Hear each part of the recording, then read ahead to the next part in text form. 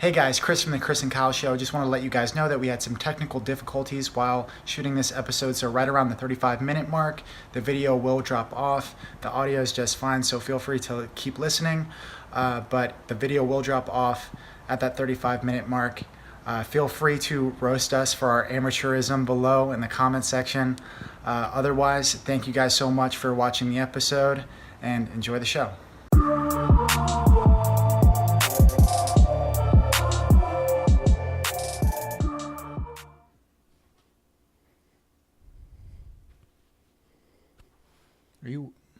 What are you doing? I'm going to surprise you with when I start the show. You're never going to know when it's coming. I might fall asleep. We in. Welcome to the show. Hey, guys. We are in. This is the Chris and Kyle Show. He's Chris. I'm Kyle. Welcome one. Welcome all. Ready to have some fun? How you feeling? I'm all right. Yeah? Doing good. All right? Doing good? Mm-hmm. Mm-hmm. Feeling a little sick, but other than that. I think I might have put too much gel in my hair. Your hair is its own beast now, so. Yeah, I kind of like it. No, yeah, it's dope. I'm encouraging chaos. It must be nice. I'm also too lazy to just go get it cut. So that's mostly the reason I just got why my hair this is cut. happening. But, like, all that involves is just like, oh, no, I have to get rid of this. Mm-hmm.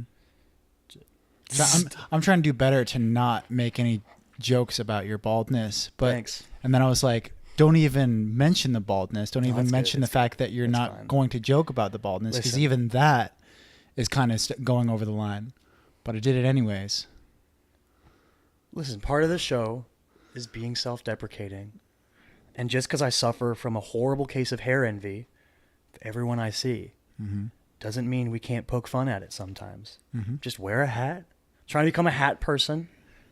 Slowly but surely, just steal your hats and wear them. This is my hat, though. Go shrimp. Mm-hmm. Shrimp up. Anyways, what are we going to talk about today? Well, let's do our little writer's corner to start. All right. NaNoWriMo. We are actually in November now, so we can actually talk about the process of NaNoWriMo. Today is the 7th, I think? 6th or 7th? 7th. So how's the first... We're recording on the 7th. Yeah. By the time that we release this. It'll be like the 10th or something. 37th. Yeah, that's a real date. Mm-hmm. How's the first week been for you? Well, I'm incredibly behind. Yeah? Yeah. I don't know. Are you? Nah, dude. I'm ahead of the game. Are you really ahead of? So you've written? I just passed 10,000 last night. 10,000 Shit. words. Yeah. Fucking cranking them out. Yeah. Passed 10,000 last night. That's awesome. I'm like right above, like if you're supposed to write 1667 per day, I'm writing like 1672 per day or something like that. Yeah. For me, like I'm more focusing on trying to write every day. Like yesterday was the first day that I just straight up didn't write. Mm-hmm. But like I'm also just outlining a lot. Yeah. And so yeah, let's get into that. So we have approached this from two complete opposite ways. So let's talk about your process first. okay, so normally my process, and we are very different as well, because like our formats of writing, I normally write screenplays for movies, and you normally write novels. And for those that don't know anything about screenplays or novel writing, like they're obviously very different. Like when you write something for like intending it for it to be a movie, it has a very specific format. Yep. It has a very specific way that flowery or frivolous or other words that start with F. Is terse the right word? It's very like specific. It's like shaved down. Yeah. Like there's no verb. Yeah, it's not verbose. Yeah. And you're supposed to write in a very specific way as far as showing and not telling, and you don't really go into what a character thinks as much. And of course, like any writing, there's always exceptions to the rule. There's always people that do things differently and make it work. But for the most case, this is the way it works. Right. So that's what I'm used to, and you're more used to prose. Normally, whenever I write a screenplay, I bring up a Microsoft Word doc. This is going to get really boring for people that aren't writers. Bruh, that's why the timestamps are there. You can skip this. So feel free to fucking skip right through. Yeah, this is Writer's Corner, baby. We're gonna chat. We're gonna talk shop. Right. But yeah, normally like my specific process for starting up a screenplay is I'll bring up a Microsoft Word document and I'll literally throw up all of the ideas that I have about that specific, Like a brainstorm. Yeah, just a brainstorm sheet of all of the things that all of the ideas that I have associated with that idea. Now I know specific with this project you went into like a deep outline phase. Yeah, so I'm doing something different with this project in how. Right, so with a normal screenplay, I'll do the Microsoft Word document and I'll brainstorm, and then I'll go through specific things. I'll get at least my characters outlined, my conflict, I'll outline that, as well as specific plot points. And what I've done for probably the past couple years is I take all of those plot points after I've written them out and fucking gotten them pretty well organized. I drag that over into a final draft document. Okay. Final Draft is a software specifically made for writing scripts. Exactly. Yeah. And I actually got that tricked from Alex Garland, who I'm going to bring up later. Nice. But yeah, and as I write the actual screenplay in Final Draft, I'll take off those plot points and continue writing. For this, it's completely different. Because it's not a screenplay, and I'm using Scrivener for the first time, which I think from now on I'm going to be doing all of my outlining within Scrivener. Yeah, you like it that much? Whether it's for a script or not. Well, last time we talked, you hadn't had a chance to mess around in it really fuck around with it. Yeah. So yeah, I feel like I explained it pretty well in the last episode as far as the ability to organize well. You can have the coolest thing about the program, about Scrivener, is the ability to have multiple documents on within the same software at the same time, and you can drag and drop really easy. Oh, that's cool. It's and it's just the innovative things about the software are all with organization and having multiple documents, because you can have, I don't know how you write or outline or anything like that, but like I used to just have one folder with the specific project, Yep, I do the same thing. So Lunatic Fringe, and these are all of my Microsoft Word documents. So I'll have one for I'll have a document your brainstorm, your outline, your actual script and I'll have one for each character. For Scrivener, you can have all of those within one project. Okay, that's kind of like OneNote is sort of like that too. Yeah, I've never used OneNote. But yeah, it's just really simple. It's pretty intuitive. Yeah. The Chris and Kyle Show is not sponsored by Scrivener, but we support it. But yeah, so like my growing pains are A, using Scrivener, B, the format of a fucking novel. Yeah. It's really tough for me. I constantly have to fall back on like, oh, okay, what do I do while I'm writing a script? Yeah. In order to sort of psych myself into being able to write, because I just get really fucking intimidated with writing a book and it's writing big. prose. It's very big. Well, it's very big, but like the actual format of writing. Is it about writing? Is it about having to write, more descriptively? Is that what it is?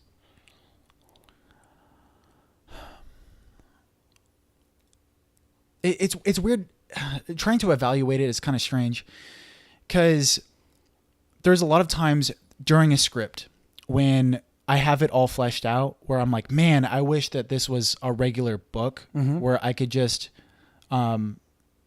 spend like 2 pages on this specific idea. Yeah. Or I could reveal to the audience just through words on the page what this character is doing. But I don't really do that a lot with my screenplays. Like I try to show how my characters are developing through actions, and through the visual narrative of film, which makes sense for the medium. Yeah.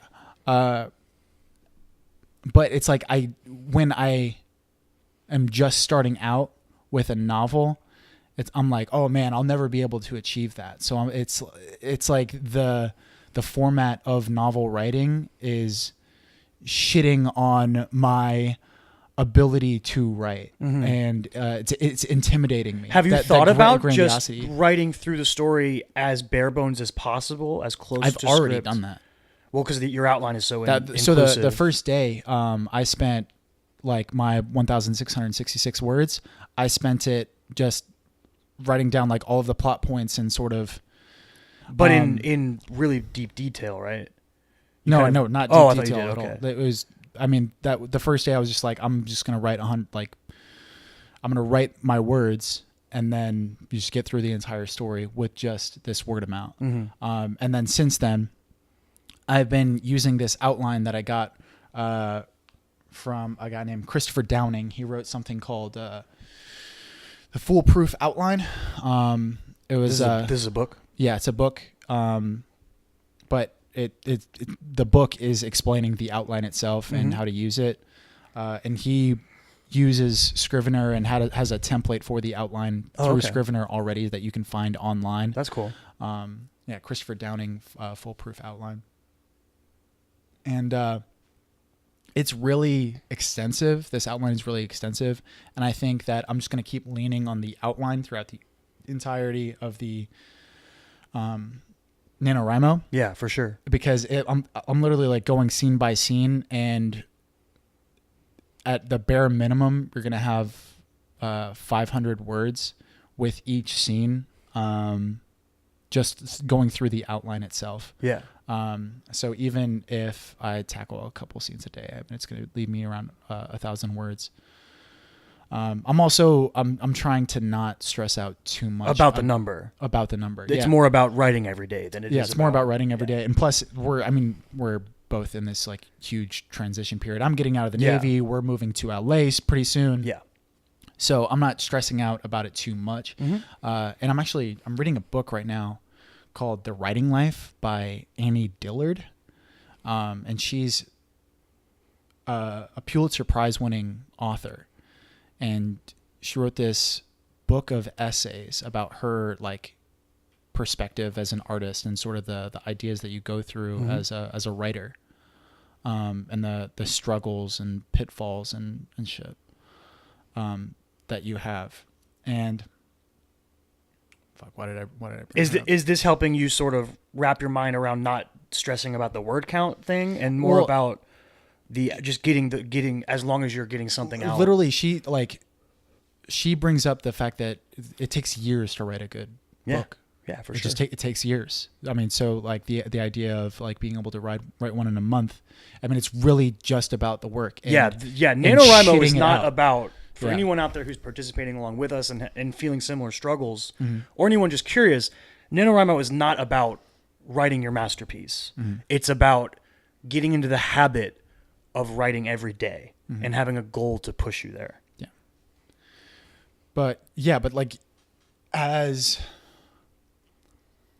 much as I know that, it's hard to believe it. Yeah. You know, it's hard to accept it because I will, be, in Scrivener trying to work out this outline, and I can't go straight from like brain to page as easy with novel writing as I can with scripts, because with scripts I can literally see the movie happening as I'm writing, whereas books, I don't read enough fiction in order for me to be like, I know how this is going to look coming off the page. Yeah. But you watch a lot of movies and you watch a lot of But TV, I watch so much. Yeah, I watch some. it. Yeah, exactly. So That's I can literally like visualize the end product so much easier with script writing than with. So not. I mean, you already mentioned how the number isn't the goal here, but do you know what you're at right now?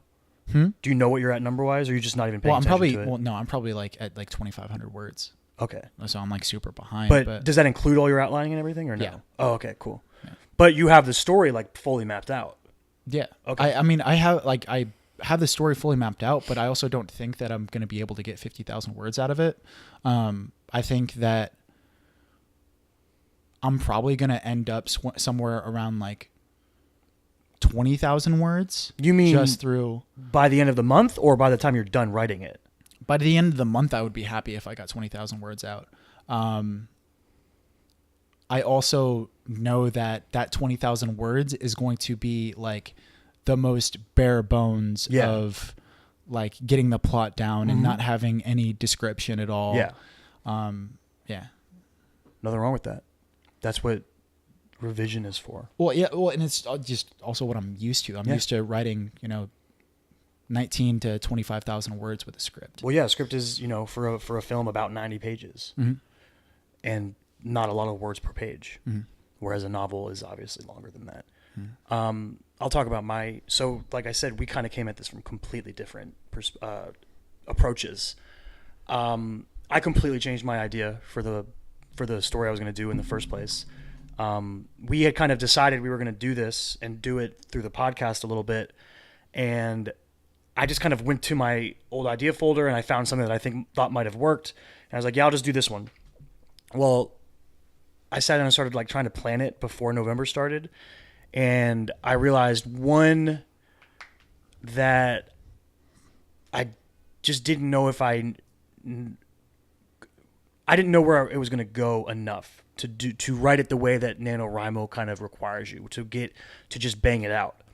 I kind of realized that writing something that's mystery themed, you need really intensive planning, and you need to kind of figure out, what are the clues are going to be, what are red herrings, what's drawing from one clue to the next, and all these different. It takes much more planning to write a mystery than other types of things. So I sat down on November 1st, and I basically went, you know what? I'm just going to come up with something new right now. I've got to get 1,667 words out today. I'll just, I'll lean into my wheelhouse of things that I like and that I've written before and sort of try to come up with something more in that space. So something that's more adventure driven and more, I wouldn't call it young adult because I'm not writing about teenagers, but it's more in that direction than the story that I was going to do. So I came up with an idea basically of, I still wanted to write a fantasy though. I still wanted to be in a fantasy world, in this idea of approaching the fantasy from within it where they don't necessarily know how fantastical the world is. That was kind of a similar vibe I wanted to keep. So I did the same thing as you. I opened up a Word document and I just started brainstorming. Whatever I thought, I typed it down. Yeah. And just puking out ideas. Yeah, just puking out ideas. And I think I literally wrote fantasy, just like buzzwords like that. And then I think I wrote down something along the lines of, sometimes I'll write out quotes like that. Like I hear a main character say, I literally wrote specific idea. If they like remind me of a certain person, like I'm like, oh, this philosophy, like Alan Moore's philosophy is fucking sort of aligns with this person's. Yeah. I think I literally wrote, I wrote, magic is real. The gods are real. And we have to deliver this package to ... a dragon. And I was like, oh, that's fun. Okay, what is that? It popped into my head and I was like, that's fun. So I came up with this idea of like a fantasy world where there's this courier system of these kind of this semi-illegal group that delivers packages back and forth for people that maybe they couldn't move in the open kind of thing. And then I kind of thought about what kind of cast of characters I wanted to include in it. And I said, I kind of want to lean into my love of D&D and sort of, I took from the ideas of a D&D world and those the classes of a classic Dungeons and Dragons party. And so I kind of leaned into that to build the cast a little bit. And I basically wrote out one page. I wrote out, that sentence. I wrote out a few names. And then I wrote out a couple plot point ideas. It'd be cool if this happened down the line. And it'd be cool if this happened down the line. And how is this secret going to be revealed down the line? I just put basically some bullet points and then started writing. And I wrote, I want to say like 1,900 words on the first day and like 1,800 on the second day. And then I worked all weekend. So that's sort of my, the biggest struggle so far is if I'm working or a day like today when we're recording all day, it's finding the time to get the amount of words. And so like on Saturday, I think I wrote like 1,400. So I went below, but I was already past the number. So I went below the number, but I was still on pace. But I literally wrote from like 10:45 to midnight before I got the numbers in. So I just took as much time as I could find to get them in. But so far I found that I've been able, basically what I've done is I've approached it as I sit down. The big thing for me is just forcing myself to write, because I feel like once I get going, the 1,667 isn't that hard for me. It's like you said before, it's just puking it out and accepting that it doesn't have to be good. You're right. The first time you do it. And that's sort of, I've been checking out different, I follow different authors on Twitter and different YouTube videos of people. And basically the advice that you always get whenever you see a video or something of a writer giving advice for writing is they always just tell you that the best thing to do is just write. Mm-hmm. And it's one of those things where you go, yeah, I get that, but how do you do it? Right. And it literally is just that. You just have to force yourself to do it. Yeah. And then you have to force, what I think the best thing about NaNoWriMo is developing the habit of doing it every day. True. And treating it like it's a job. Yeah, it's a job. Yeah. Yeah. And what I've realized is the 1,667 word total, I can crank that out in an hour and a half. Really? And really, I don't think it's ever taken me more than 3 hours. Yeah. I mean, maybe because you have the habit of writing that sort of format, I don't know. I don't know what my hitches are as far as cranking out those words. Mm-hmm. Yeah, I don't know. So you've done a lot of work with D&D and DMing and shit like that. Mm-hmm. Like, how do you feel like that's influenced your writing style? I think if nothing else, what playing and running D&D has done has helped me with just the general blanket of storytelling, knowing what makes a good story. If I'm playing a character in a D&D game that someone else is running, I have to think about the story that the DM is giving me and how my character fits into it and how I can influence it. That's a complete alternate way of when you think of as a screenwriter or an author. You're not thinking from that perspective, but it's interesting to look at it from that perspective. So now if I dive into the story I'm writing now and I have a character named Basil, if I try to look at it from Basil's perspective, that's kind of how I'm getting these words out, I think, so quickly. It's because I have 4 point of view characters in the story I'm writing right now. So I sit down and say, okay, the next POV is Basil. What is Basil? Are you writing from first person? No, third person. Okay. But still, I mean, like Harry Potter's third person, but you're in Harry's head. Yeah, exactly. So in this scene, I say, okay, Basil's scene is next, based on where the story has ended up. And, crashing that into where Basil is and what I know about Basil and what Basil knows, what would he be doing right now? So I say, okay, he would obviously do this. And I just start going. I just go and I see where it takes me. It's not necessarily any good. I don't know, because another thing is don't go back and read it, because it's not about the run through November isn't about the thing being necessarily good. It's about it being done. And then you can go back and actually weave it together and make it make more sense and everything. I think from a DM perspective, it's more just, I think an interesting thing, because I haven't even brought this up. I didn't outline at all. Okay. Normally I'll make an outline. Right. For this, because on the day of, I just jumped into it. I wrote that 1 page of ideas. So you literally only have one file right now that has... I have 2 different files. One is literally called The Courier's Ideas, and the other one is just called The Courier's. Right. And that's the story. Okay, so that's like your physical manuscript that you're writing. Okay. Yeah, and basically I came up with ideas for plot points, but they're not in any order. It's just, this would be cool if this happened, or if this happened, or if this was revealed. And I might get to them and I might not. They're just the things that sort of triggered the story in my head. Right. But the kind of thing I think that running D&D has sort of maybe helped me, which I have never really examined this, but I think when you run Dungeons and Dragons for people, you have to be ready for your ideas to be taken completely off the rails. Right. You have to be willing to be flexible with the story you're trying to tell, along with the players around you, and where they take the story to unexpected places. Right. And I think straight raw discovery writing this is a similar adventure, kind of, because I'll finish, a chapter or a scene or whatever, or a POV portion, and I'll say, okay, I'm jumping from Basil to the next character, and now what is this character? What do they want to do? Because the thing is, if I'm in their point of view, this scene has to be sort of about them in some way. So how are they going to influence where the story goes next? Well, in the long term, it's still about these 4 people delivering this thing to this place. So it has to go there long term, but short term, I think, is sort of how I'm breaking it down more day by day, kind of. No, yeah, like I wanted to ask that question because it just I wanted to figure out how similar and dissimilar writing your own narrative is versus like being a DM. Yeah. And because with being a DM, you're writing a story for characters that are going to have their own sentience to them, like their own sentience. And how do you approach that versus having a story where you're literally 100% in control? Yeah. But in the same token, I always try to look at my characters as if they are alive.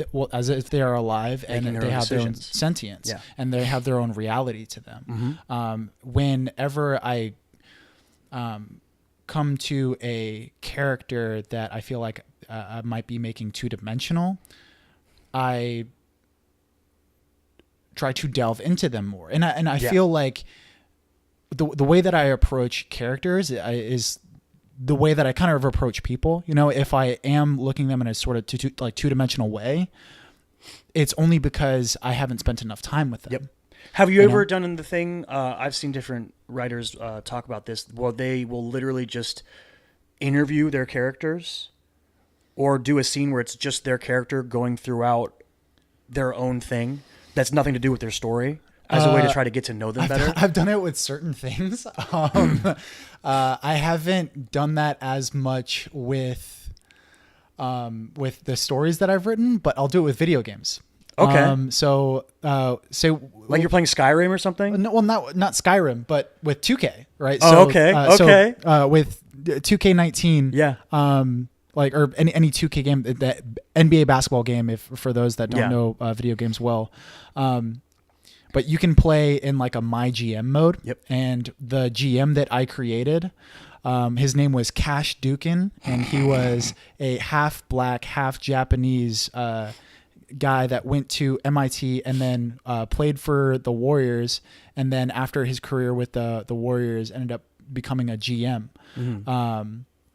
For the Phoenix Suns. This was 2K18, my franchise in there. Are you sure this is going to get Phoenix really Suns?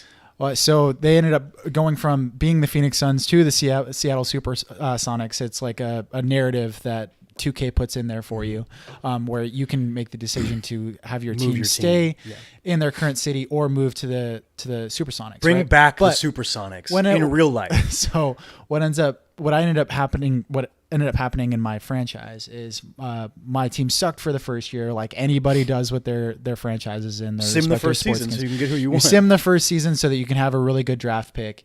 But I ended up getting all of the draft picks I wanted, as well as getting Kevin Durant in the second season. And then I went 0 for 82 in the first season, and then the second season I won the championship. But like 4 or 5 seasons in, my team had won like 3 or 4 championships, and they had acquired Kevin Durant, LeBron James, and Greg Popovich, you know, like just all of this really, it's power fantasy, you know?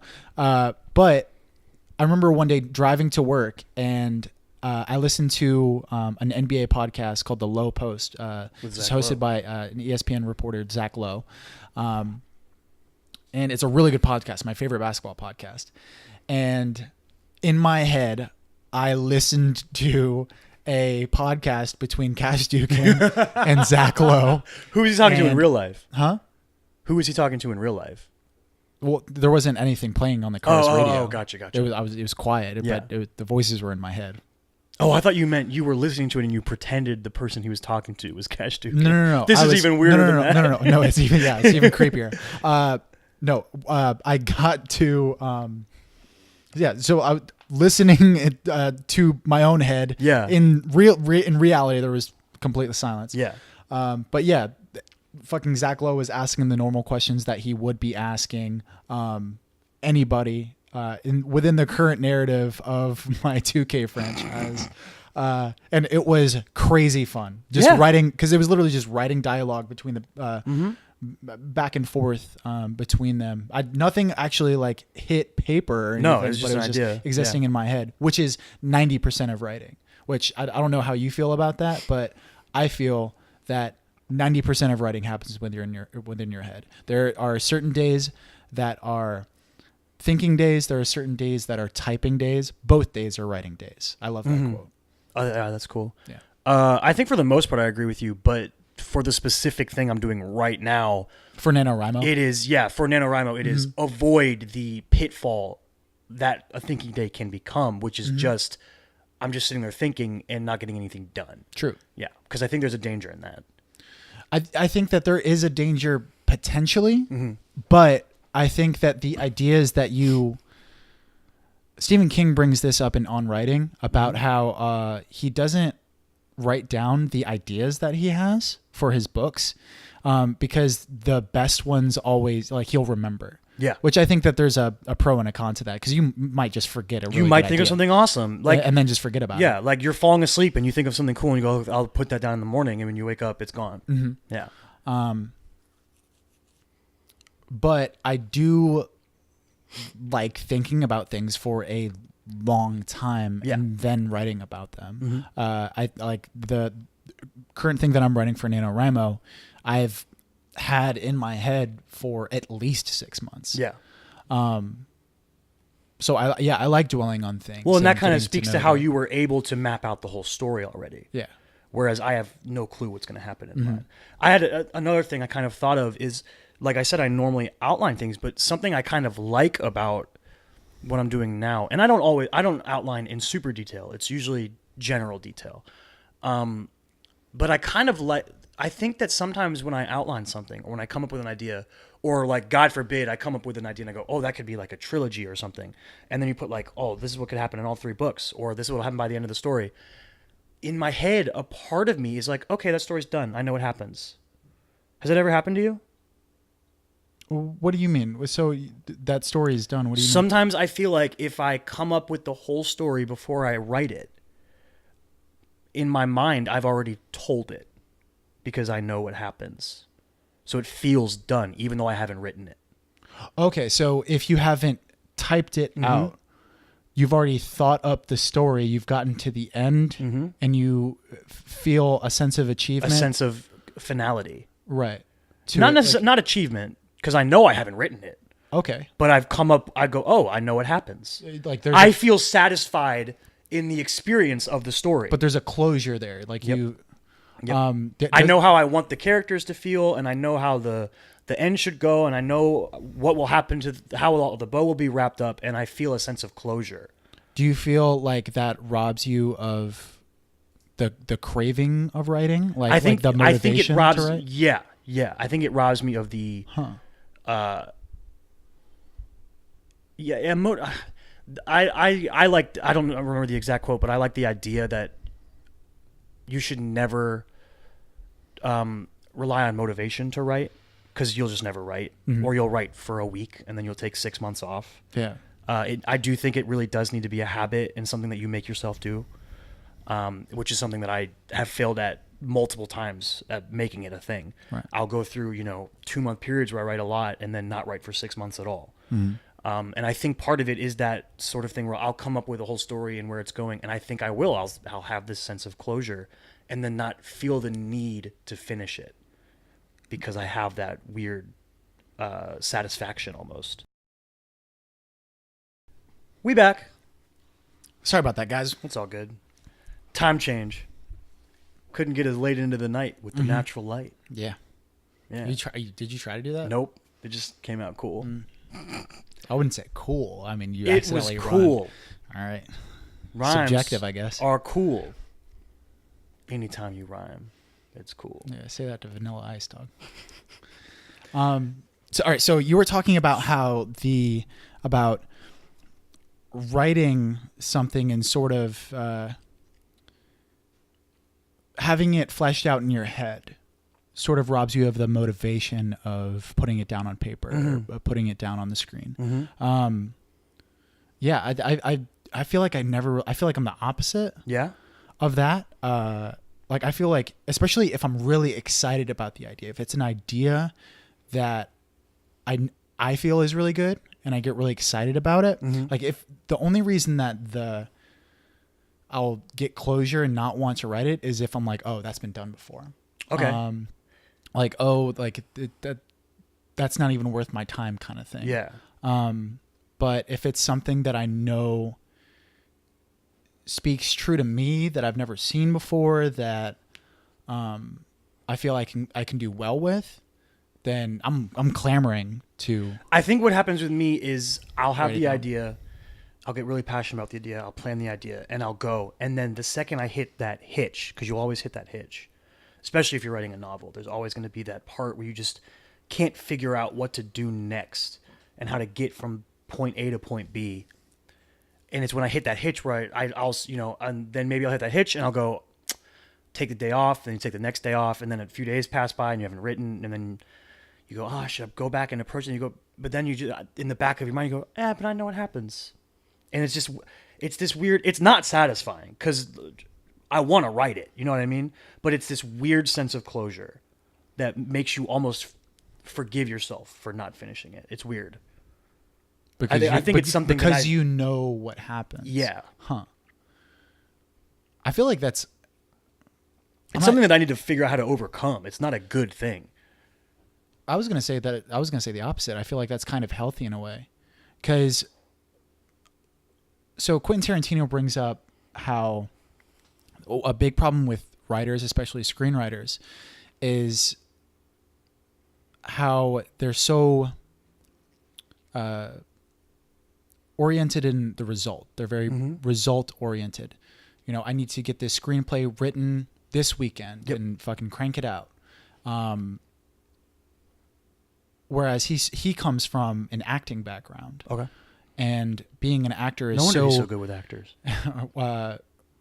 Acting is so grounded in the present moment. It's grounded in the process more than it is the result of that process. And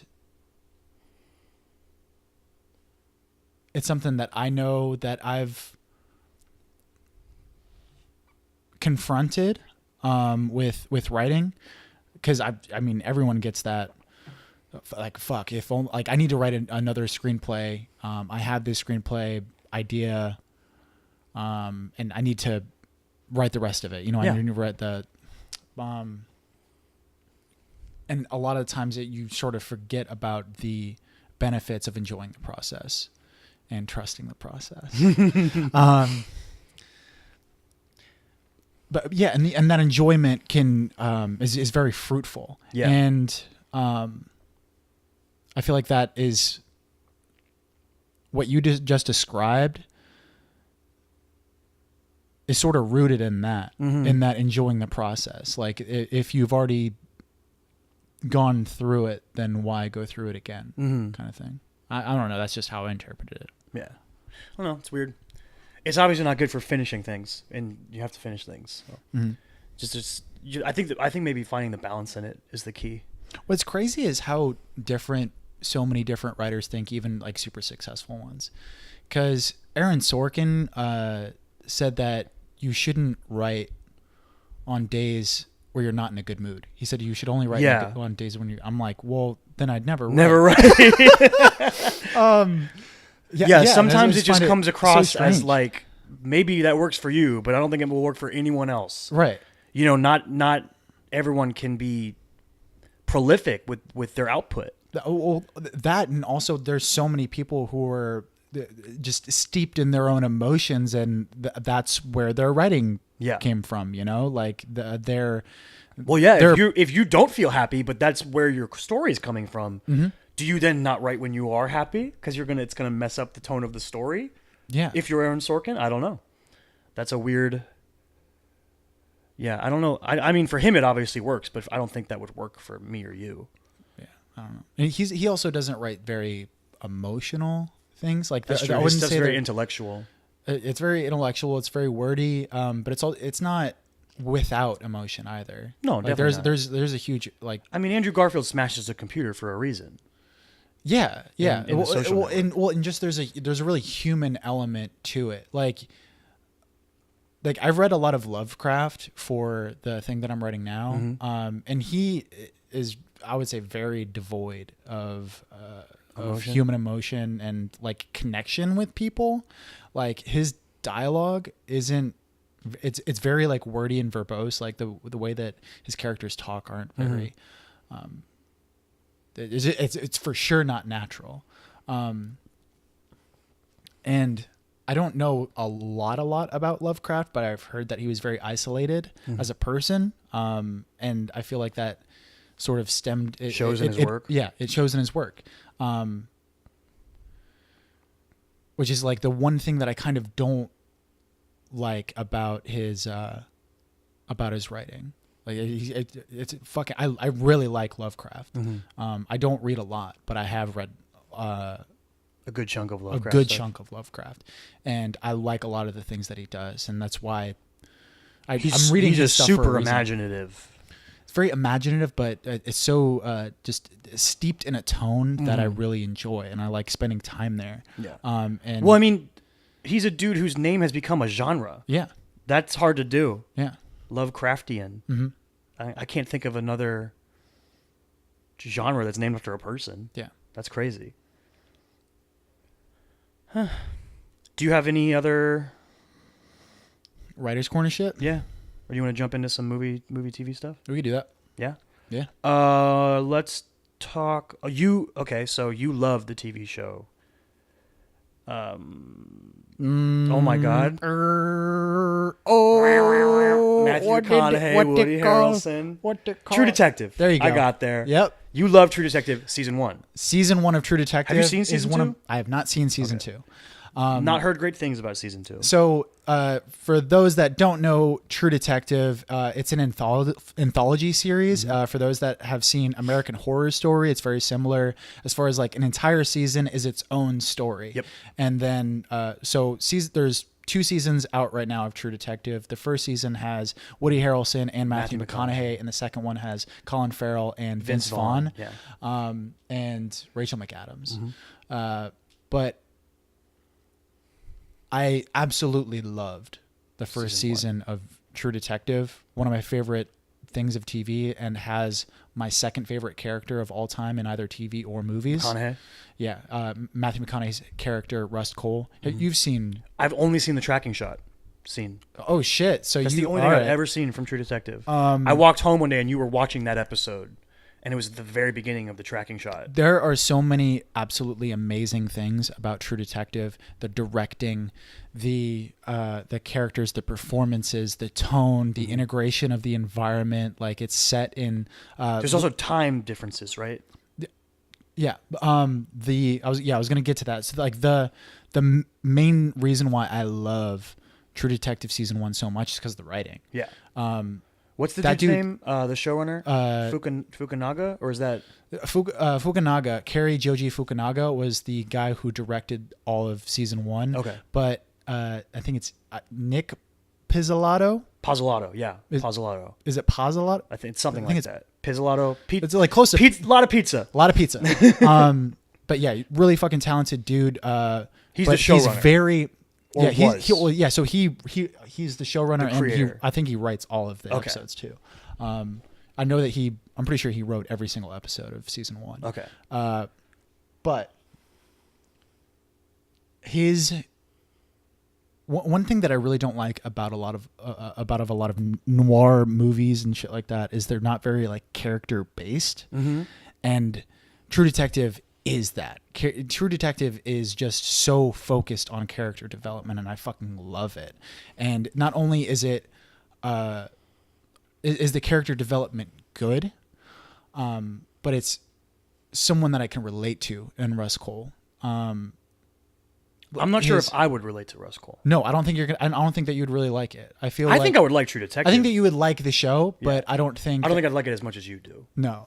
And I don't think that that the character of Rust Cohle would resonate with He's you as what's much. the word? Because he's nihilistic.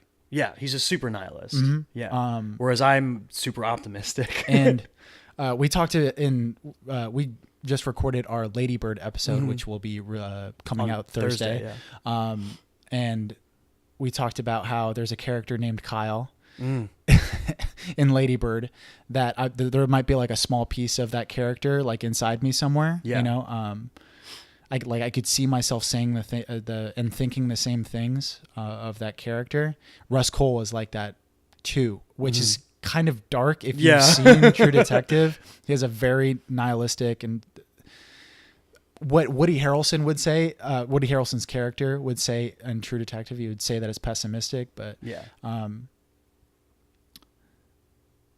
But it was something that when I first started watching it, I was just, these are all of these emotions and ideas that I've had before that are completely articulated in a way that I wasn't able to articulate them. So yeah, there are certain times when I'll watch something like that and I'm getting, it's like a mirror to my own self, like my inner workings. And, you know, like Nick Lotta Pizza was able to hack into that, whatever emotion it was. He had that within himself as well, but was able to articulate it way more than I could. And yeah, I love that show, man. But we're talking about season 3 now. But there was a trailer that dropped for season 3. The second trailer, I think. Yeah. And Mahershala Ali is playing the main character of the new season. I didn't recognize really any of the other actors in the trailer. Steven Dorff is you've seen Blade, right? Yeah. The original Blade. He was the antagonist in Blade. Okay. Do you remember him? Vaguely. Is he the partner? So, okay, so In he's the trailer? He's the partner in True Detective season 3. Yeah, okay, gotcha. He's the he guy looked that's familiar. I just didn't know who he was. yeah, so Steven Dorff is in Blade. I don't know if I've seen him in anything else. I Okay. can't think of anything off the top of my head. But Mahershala Ali is the That Oscar-winning, right? Yes, He won the Oscar for Best Supporting Moonlight. Actor in Moonlight. He was in Moonlight. He's in House of Cards. He's amazing in House of Cards. He's amazing in no spoilers, in Luke Cage. Yeah, He's amazing in Luke Cage. What else is he in? There's another big one that we're missing. Yeah. It's another Netflix thing, right? Maybe not. Whatever. Mahershala Ali is super talented, and He's going to be a voice in the upcoming Into the Spider-Verse movie. He plays Miles' dad. Oh, nice. Yeah.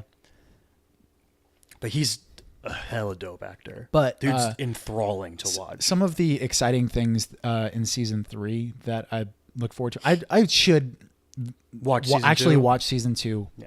I've heard from people that it's not as good as pretty season much 1, everyone has heard that season 2 is not good. I might watch it, and it might be I might like it even more. Who knows? Yeah. One thing that excited me about season 3, the cast, Mahershala is amazing. Yeah.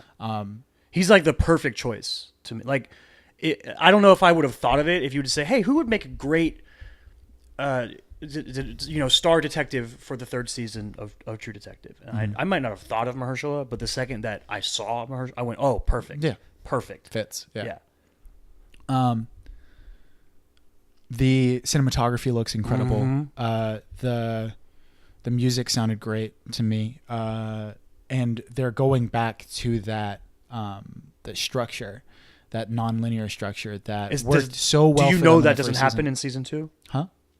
I don't think it Okay, does. it's not. But I don't know. I have to. Now this has 3 timelines. It looks like young Mahershala, normal Mahershala, and old Mahershala. Which there were 3 timelines. There's also 3 in the season first 1. season. Okay, gotcha.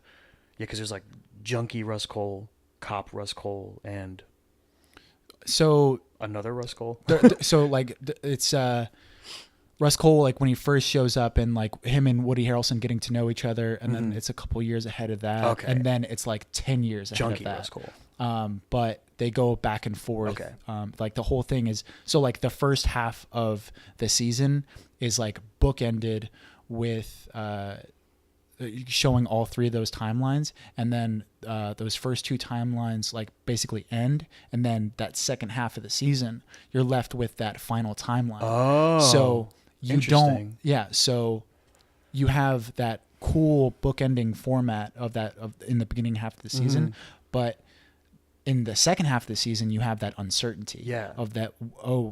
Yeah, because for the first half, at the very least, where they ended up 10 years later. But then from the second half on, you have no clue what happens. Which, like you, in the type of story that you're dealing with, I mean, these are detectives. Yeah, it's dangerous. They're living dangerous lives. You might die. Yeah. And if you know... And, like, they're, like, undercover and stuff, if you know right? at the end of the season, like, because of the way that it's bookended, that they're alive and they're going to make it through this, it takes out a little bit of the uncertainty and the suspense. That's cool. I didn't know that they did that. But those first two timelines run out, and so I think there's still a lot to be left. I think flipping it a little bit. I would love for you to fucking watch the. I really want to. True Detective. It's one of the shows that's like at the top of my things I need to watch. Like that and The Wire are like two of the things I need to watch more than anything. Yeah. You'll watch it, and we'll do a fucking full spoiler episode on it. Flipping into the new one, it looks like Mahershala's sort of different timelines is going to be more focused on what happened. Because there's like a clip in the trailer of him where he's old, he's got gray hair and everything, and the woman is like telling him that you never got past that case that he keeps talking about in the trailer, and this. So I'm really interested to see, just the mystery of the season and how they tackle it, and it's clearly going to be a sort of tour de force of Mahershala and being the driving force of the show, and I think that's cool. Which I feel like that's the best thing, like because. A lot of pizza writes such good characters when you have someone like Matthew McConaughey or Mahershala Ali that can just they're the best. Colin in the fucking Farrell. game. I don't know season 2, but Colin Farrell's amazing.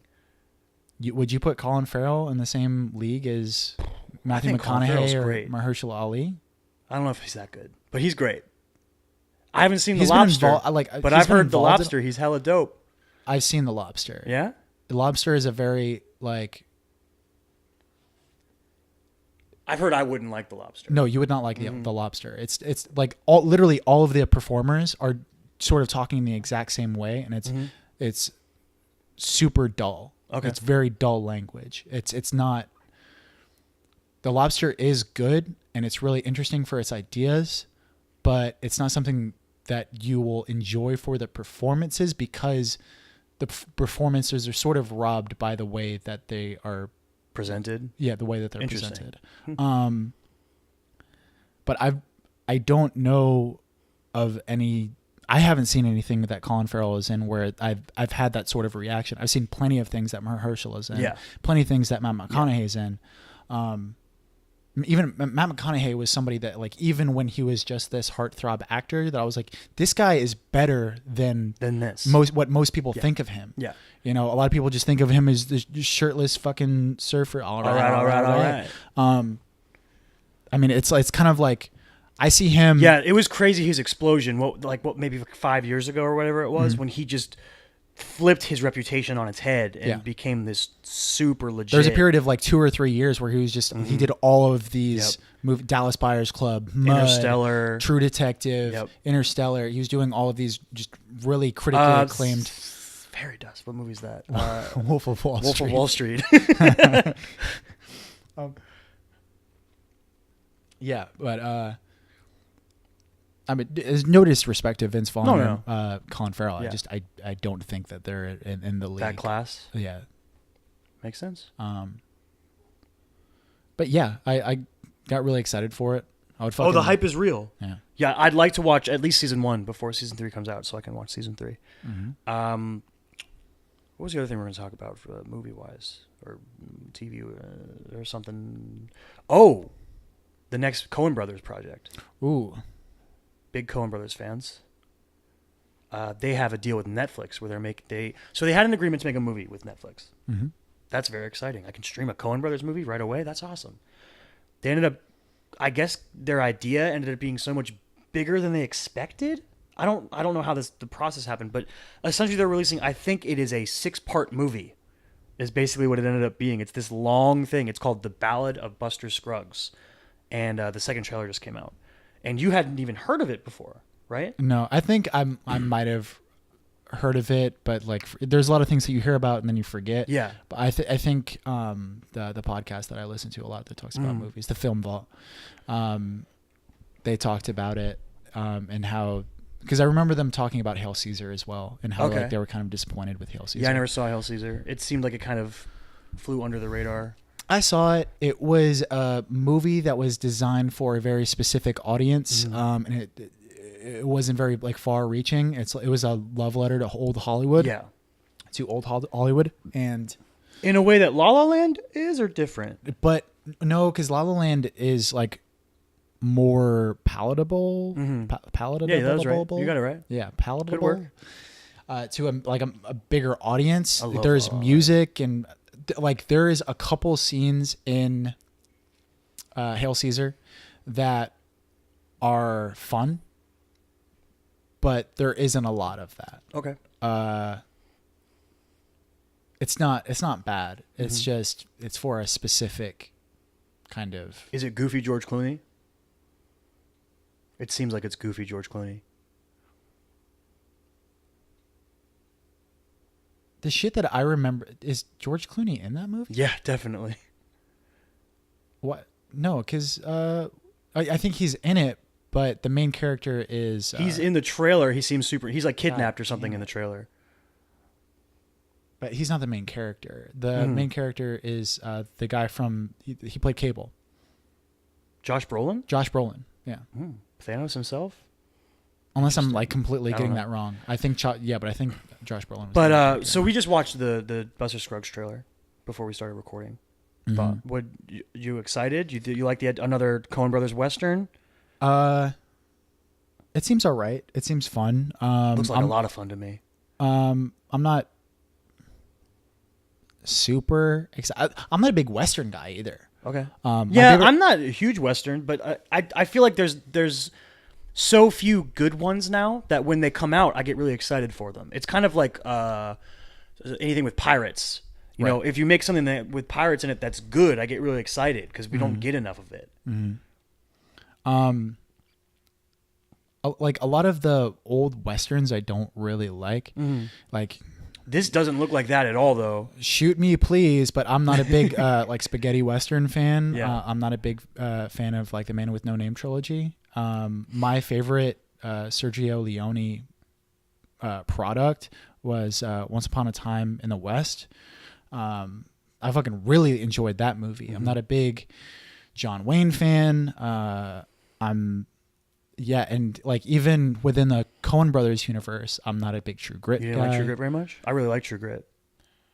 To me, it was forgettable. I've got my bear skin. I don't even fucking You know remember that is? Come on. No, I legit. Haley Steinfeld's like premiere. Come on. Did she get an Oscar nomination for that movie? I have no idea. Maybe not. I think she might have. I don't know. I have no idea. But yeah, I wasn't a big True Grit fan. I was just like, oh yeah, that was a movie. I recognize that they're good movies. It's just like it's like Clint Eastwood. Like it doesn't resonate with me for whatever reason. And yeah. Is it something with the genre of Westerns or specific things? I think it's probably like a lot of the uber masculine nature of Westerns, like it just kind of turns me off. Like the, of old school Westerns specifically. Yes. Yeah. Can you think of a more recent Western? I'm trying to. This doesn't have that. Buster Scruggs doesn't look like it's going to be like that goofy, at all. It's goofy. It's goofy as hell. Yeah, it's goofy. Timothy Blake Nelson, I think, is playing Buster Scruggs, and he's being a weirdo. I love that shot with the dust. He pats himself, and then he walks away. The dust is outlined, so that's cool. But I also don't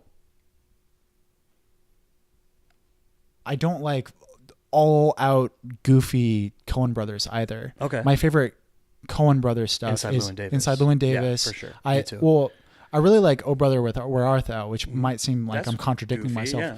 It is goofy, but it's so based in mythology. Yeah. And the music is so incredible. And there is so much more substantial shit in there other than it being goofy, which I hope that Buster Scruggs has. My favorite Western thing is Red Dead Redemption. I was going to bring that up. I was going to say, yeah, does Red Dead Redemption scratch the Western itch for you? I mean, topical because Red Dead Redemption 2 just came out. Not that we have it or are playing it, but we both played the first one. And you've beaten the first one, right? I've Yeah. beaten it twice, I think. You've beaten it twice? Yeah. Yeah. It's a good ass game. Yeah, it's incredible, and I love that. Like it's not the world that really turns me off. I mean, it's the ability to connect with the characters, I think. So just in a lot of Western projects, you haven't been able to do that. Yeah. Okay. I can understand that. So what about Django Unchained? You like Django Unchained? Yeah. Yeah. I like Django. There's another one where they're not. I'll give a specific example of something, right? So I don't like Clint Eastwood a lot. I'm not a big fan of Clint Eastwood directed, starring, but he made a Western called Unforgiven, and I fucking love Unforgiven. That's my favorite Clint Eastwood movie, period. Yeah, but like that, I could sink into the character a lot. Like I felt, and there was a lot of like really interesting characters too. Like it wasn't just uber masculine. Like there was. Is it the one with Morgan Freeman in it? Yes. Yeah, that movie's great. Morgan Freeman and Gene Hackman. Think so. Yeah, that movie's fantastic. Yeah, I'm really excited. I think the cast is a lot of fun. James Franco, Brendan Gleeson, Timothy Blake Nelson. I feel like there's more, but I can't, off the top of my head, I can't think of them. Tom Waits. Yep, Tom Waits. Yep. Who was in the... They didn't put his name on the screen in the trailer, but he's in that like trolley in the dark scene. And he's talking in the super posh British accent with a curly mustache. All right. We're not going to get anywhere with that. All right. Yeah, I'm excited for it. Be cool. That's going to be coming out on Netflix soon. Look for that in True Detective up in the future. Yeah. Let's dive into some sports though. Let's talk about some sports, bro. Yeah. Let's talk about some sports. Okay, let's do it. You gonna do it the whole time in that voice? Talk about sports. What do you okay, so I know we're gonna talk about. Let's just do it because I know how hype you are. Let's talk about those Duke boys. Woo! Woo! Yeah. Yeah. So last night, the NCAA basketball season kicked off, and Duke played Kentucky and beat that ass. So Duke looks terrifying. Okay, so Duke, preseason ranked number 4, beat Kentucky, preseason ranked number 2 by like 30 or 25 or something. No. It was. I think it ended up at like 33 points. They beat them by over 30 points. And it wasn't that close. Huh? And it wasn't even that close. What do you mean? Like, they beat them by 33, but it felt like more. Oh yeah. Okay. Yeah. Okay. So for those that don't know anything about men's basketball or just like kind of out of the loop, Duke has the current number 1 recruiting class in the country. And the projected potential 1, 2, and 3 picks in the NBA draft. So they have 3 guys right now that are all wings for the most part. In RJ Barrett, Zion Williamson, and Cam Reddish. Zion Williamson is probably he's the most popular. He literally has like 2 million fucking Instagram followers right now. This dude's literally been dunking since he was in the womb. Literally all from just the videos of him playing basketball in high school, dunking on people. Yeah. Which I am so sorry. Like I feel so He's bad. so much more than a dunker. Well, no, okay. I feel so bad for all of those people that he played high school with. Oh yeah, that's messed up. It's so fucked up. Like, I can relate to it a tiny little bit. So I think it was senior year. I was playing defensive end in a preseason game, and all preseason we'd been practicing, learning our techniques, and we had to you had to you get your hand position and you squeeze down as a defensive end. You got to cut off the running lanes before you do anything else. First play of the game, this dude must have been 6'5", 300 pounds in high school. He was massive, right? And I was like, this is my life today, right? I mean, come on. Right. So I do the thing, and I do it perfect on the first play, and I tackle the guy on the first play of the game. Well, this dude comes out on the next play of the game and is very upset with me, apparently, for making the tackle. And he literally got his hands on my shoulder pads and lifted me off the ground, and we had to watch back on film, and I got made fun of in the film session. He literally took me all the way across the screen and off the screen. Mm-hmm. That's like 15, 20 yards. He just carried me like off this. And I was just like, our coach was like, what happened there? And I was like, he was giant. I don't know. What do you mean what happened? And what do you expect from me? And you know what's crazy? Like imagine that dude, and imagine if he had a 45-inch vertical leap And could that's run, Zion. and was so fast. And that's Zion Williamson. Ugh, He is yeah. a absolute freak of nature. He's someone who literally, if you say that he's built like a linebacker, that's an understatement Yeah. because of how big he is. He's He is built like an NFL defensive end. Yeah. He is 6'7", at least 285. 285. Yeah. And he is crazy athletic. He's a freak. Yeah, he's an absolute freak of nature and very skilled. Is the craziest thing about Zion is the fact that like just calling him a dunker is an understatement. Yeah. He is able to play He scored from all over the place last night. He is able to play make. He can play defense. He has the right mentality. Deadly in transition.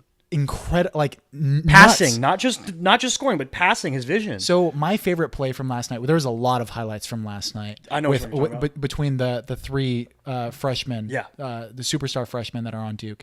But my favorite play from last night wasn't even a dunk. It was the block that he had on one of the centers. He straight up stole the ball from the dude. Just one-handed stole the ball from the guy, ran the break, and then threw a perfect bounce pass to RJ Barrett in transition. He laid it in through contact.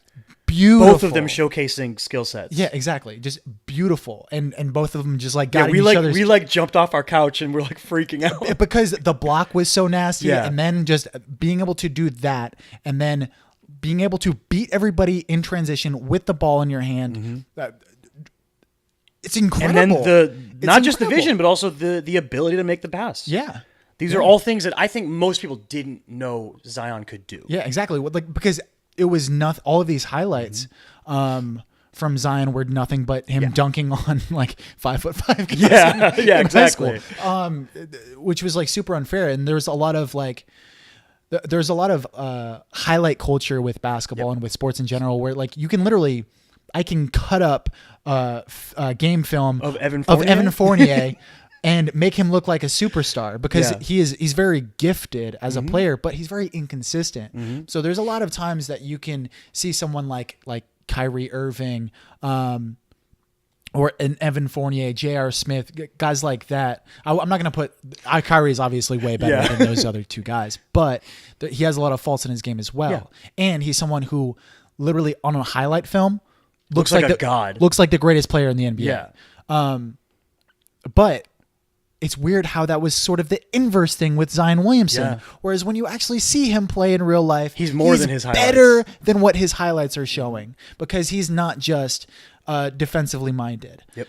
Or he's not just dunking. He's defensively minded, and he's an incredible playmaker. I think the thing that impressed me the most was the camaraderie of the team. There's unselfish. No ego on that team. They're so unselfish, and they all seem like genuine friends. Like they were celebrating each other's successes, and they know they're like. We're fucking really good. Yeah, they're good and they know it. Enjoying which is kind of cool. They're gonna, I thought this right after we watched the game. I was like, I can't wait to watch the 30-30 on this team. In like 15 years, there's gonna be a 30 for 30 on this team. It's gonna be awesome. But yeah, they were a lot of fun to watch, especially if they go 1-2. I'll say this: chill out, college referees. Oh my fucking god! Let these dudes play. There was. A majority of the game, you would not go 3 possessions without them calling a foul. Yeah, it was crazy. It's crazy. But yeah, they are scary good, and I don't know a lot about college basketball. Yeah, we're not too versed in college basketball, but they looked so fucking good, and if they were able to do that against Kentucky, who also has a lot of talent. Yeah. There's a reason they were preseason ranked number 2. They were preseason ranked number 2, and they also had the second best draft class. The second best recruiting class. They have 2 dudes, I think, on their starting lineup who are projected lottery picks this year. They have a transfer from Stanford who's like a 2-time All Pac-12 player, and that dude got roasted out there all night. Like, there was nothing they could do. Well, he had the best game out of anybody on Kentucky. Either him or the guard. I forget his name. Keldon Johnson. Yeah, one of them two had the best game. Yeah. They're the only ones who scored even in double digits on the team. Yeah, was I those think two guys. Keldon Johnson, DJ Washington, and Travis is the guy. Travis Ware? I think it's something Travis. Yeah, okay. I thought his last name was Travis. Okay. But yeah, they're going to be crazy. Yeah, fun I'm going to watch. I'm not going to watch every Duke game, but I'm going to watch when Duke's in tournaments. You know how college does it throughout the season, all these random tournaments and stuff. And when they play ranked teams, I'm going to want to watch them. I don't know, dude. Like, okay, so they're playing Army on Sunday. I'm gonna watch that game. If they can fucking beat Kentucky by 30, That's not even fair. oh my god. I'm What are they excited, gonna do though. to the boys in the I'm armed forces? really- You think I'm not gonna watch that? You know how much Punish joy? my people. You know how much joy I'm gonna get out of that? I'm them really- punishing the military people.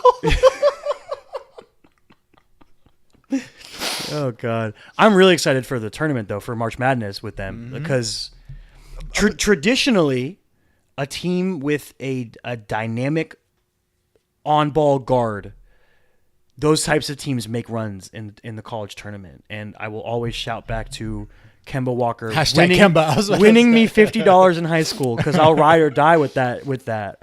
When you have the guard who can be ball dominant and can take over a game, that will win you tournament games. And also, but they have like 3 dudes that can do it now. But also just the nature of the tournament itself. Yeah. It's not the playoffs. one and where done. If you lose, you're out. If you lose, you can have a bad game and someone's out, or if someone gets hurt. Yep. I think that's going to be something. I know that Cameron Reddish has already had some Injury injury problems. issues. If one of those big 3 on and a person Duke- like Zion Williamson, you're always afraid. Are they too explosive for their own good that Yeah. they're going to take out their own body? yeah, I brought A that la up during Derrick the game. Rose. I brought up Bo Jackson. Yeah. How he like literally just fucking tore his hip out because he was so fucking fast powerful. and powerful, yeah. And is that something that Zion's going to have to watch out for? I don't know. I mean, if- sports science and medicine is the farthest it's ever been, and I think athletes think more about taking care of themselves now more than ever. Mm-hmm. I wouldn't be surprised if we saw games throughout the season where Coach K doesn't play guys like Zion or like do veteran rest days for freshmen in college. Right. I wouldn't be surprised to see that when they're playing teams like Army. Yeah. Because come on, you're Duke, you can beat them without. Your backup lineup could probably beat most teams in college basketball. You're Duke. True. So I'm interested to see not only how the season plays out, I'm really interested to see the tournament. And then obviously I'm very excited for next year when these dudes are in the league, because the league just keeps giving. The NBA just keeps providing entertainment. And we're 3 weeks in. We had another 50-point game from Derrick Rose. We had this nonsense 48-point game out of Jamal Murray, and now all this crazy stuff with Kyrie after. Yeah, I wanted to bring this up. So Jamal Murray drops 48 points, 5 rebounds, 6 assists. Great has the game. game of his fucking Great life. game. Just unstoppable. And the Nuggets are 9-1. The Nuggets are 9-1 without what's that dude? Oh my God, Will Barton. And without Michael Porter Jr., Right, who could show up and add more. Oh my God, that's what's so insane is the fact Yeah, that like he might. Will the Thrill's like their 6th man, and he's not even playing. Like, you have a guy like Michael Porter Jr. who could sit out the entire season. They could still make the playoffs, and then if he's healing up correctly, and He could be their 8th, 9th dude off the bench in the playoffs. yeah, and he's their, with what, his 13th shooting overall like pick or that whatever? would be fucking incredible. That'd be crazy. But this thing with Kyrie, Jamal Murray wanted 50. He obviously wanted 50. And as the clock was expiring, he shot a deep 3 with no one around him. He missed it. He didn't get the 50. Right. But Kyrie got real mad. Kyrie took the ball, which Jamal Murray obviously wanted. It's the best game of his career, wants to keep the ball. Kyrie threw it into the stands. Do you have a problem with the shot? No. Me neither. I'm into it. So this is something that I wanted to bring up, and I feel like Rachel Nichols actually articulated it really well. And the reason, Shout out Rachel Nichols on the jump. She's great. She said this on the jump about how she felt like it came out of a place that he wasn't stunting on the Celtics. He was literally just, hey, I want 50. Yeah. Because So 50's he just threw it up. huge. Yeah. 50's it's like, okay, is the difference from 49 to 50 arbitrary? Yes. Yeah. But it's 50. It's awesome. It has this this special factor to it. Well, and the difference between dropping 48 and 50 is so much. Like, in 2 seasons' time, fucking if you're a Nuggets fan, you'd be like, and you're talking to a Celtics fan, you could be like, oh, fucking Jamal Murray dropped 50 on your boys. Like, Yeah, not 48. yeah, It's 48 not- doesn't have the same ring to Yeah, it. because then you have to say 40. You can't say 50, even though it's closer to 50. You can't say it. Yeah. But it's also something that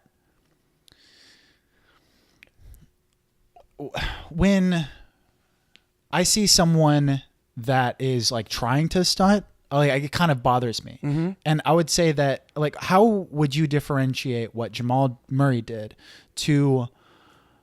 We've had this conversation with football about, say, there's a team that's up and they're kneeling the ball, and the defensive team is like kind of supposed to hang back, And they dive at the legs and Right. stuff, trying to and they cause actually some nonsense. actively try to play.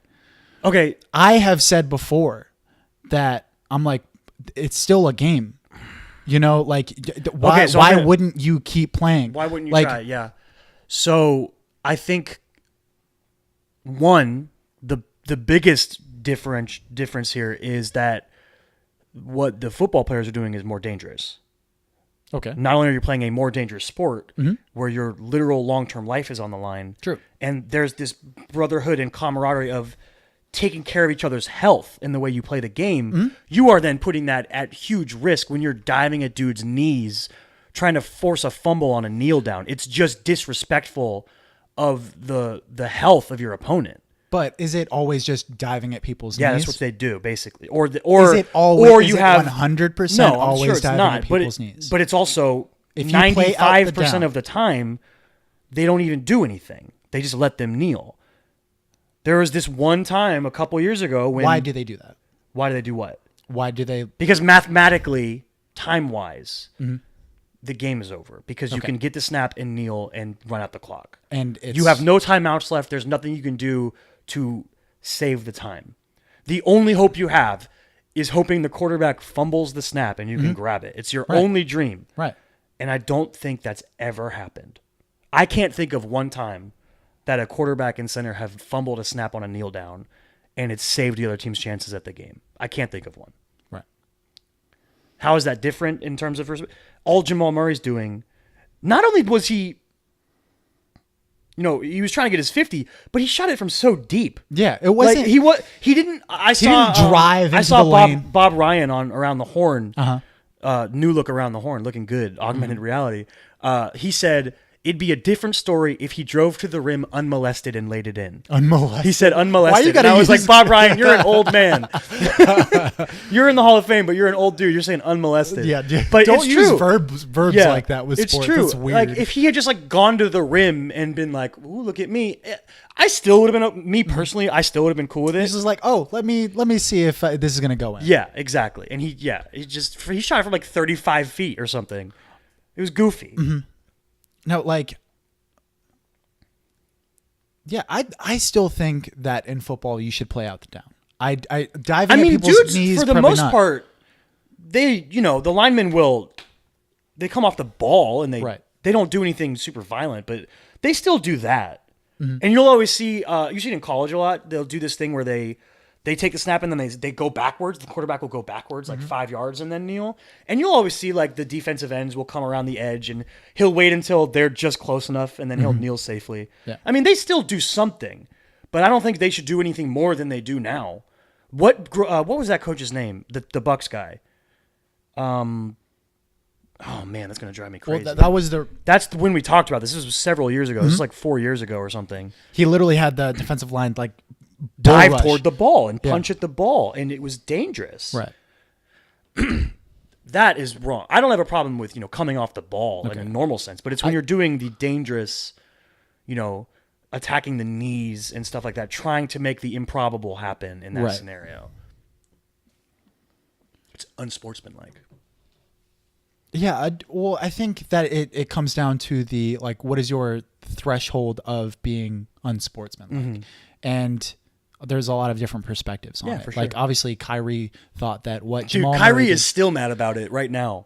Kyrie thought that what Jamal Murray did was unsportsmanlike, which I think the term he a used was- majority of people disagree with. Him. Yeah, well, he'd use the term petty, I think. Which what he did was way more Way petty. more petty. Like pettiness is. Oh, man. Like if Yeah. excuse me if I'm using pettiness incorrectly, but pettiness is about this is spiteful. Yeah, you no, know? yeah, Kyrie was it's way more petty. reactionary. Yeah.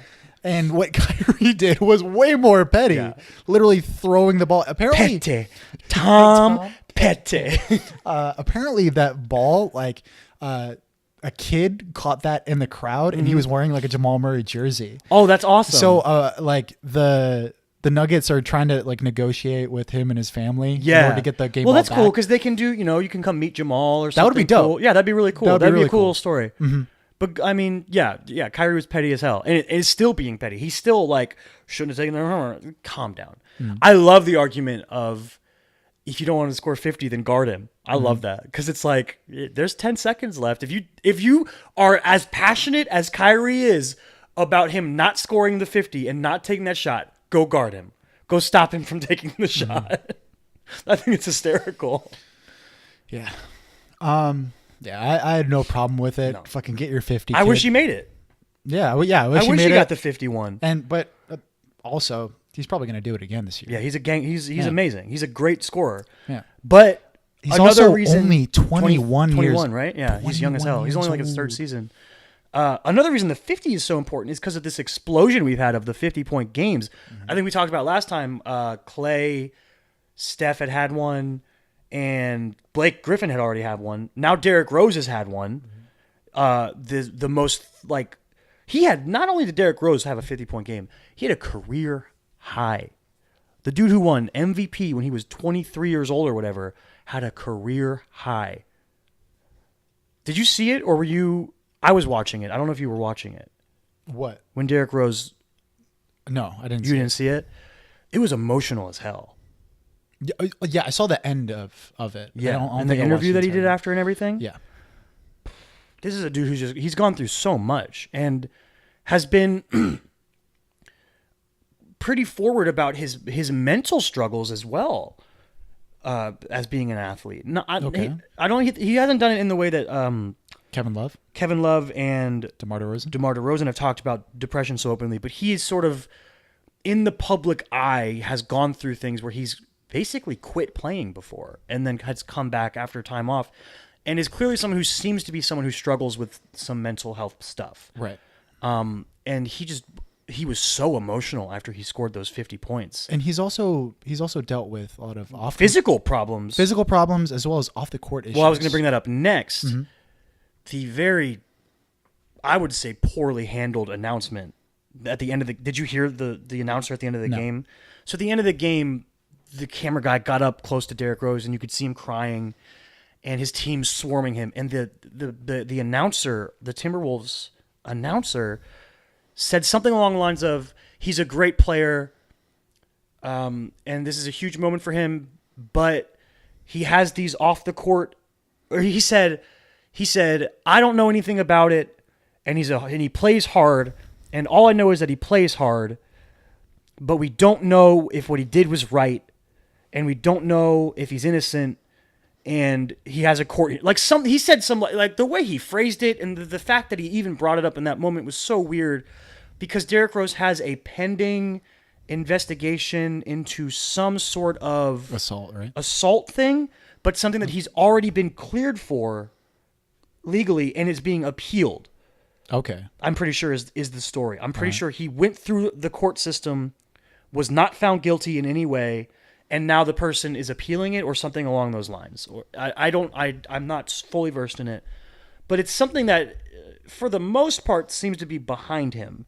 And then this announcer like brought it back up in this really awkward way.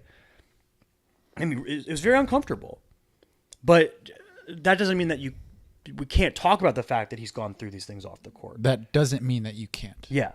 Yeah. He has gone through off the court things. I don't know. I don't know if there's anything other than that. I know he was gone through that. That's all that I've heard. Yeah. But yeah, he's gone through so much in his career and is still only 31 or something, 31 years old. He's playing great in Minnesota. Yeah. Doing his thing. There's so much about Minnesota that like with the whole Jimmy Butler situation, I want them to be good. Like there's a part of me that wants Jimmy Butler to go to Miami, and then there's another part that wants everything to work out. Yeah. And for the idea of the Timberwolves to solidify and for them to be able to compete. I mean, Jimmy is like taking games off all the time, and I doubt it's going to happen. Yeah, he's clearly still not happy. Yeah. Which I don't know what they could do to make him happy outside of, I guess, extending him a max deal, I guess. I don't know.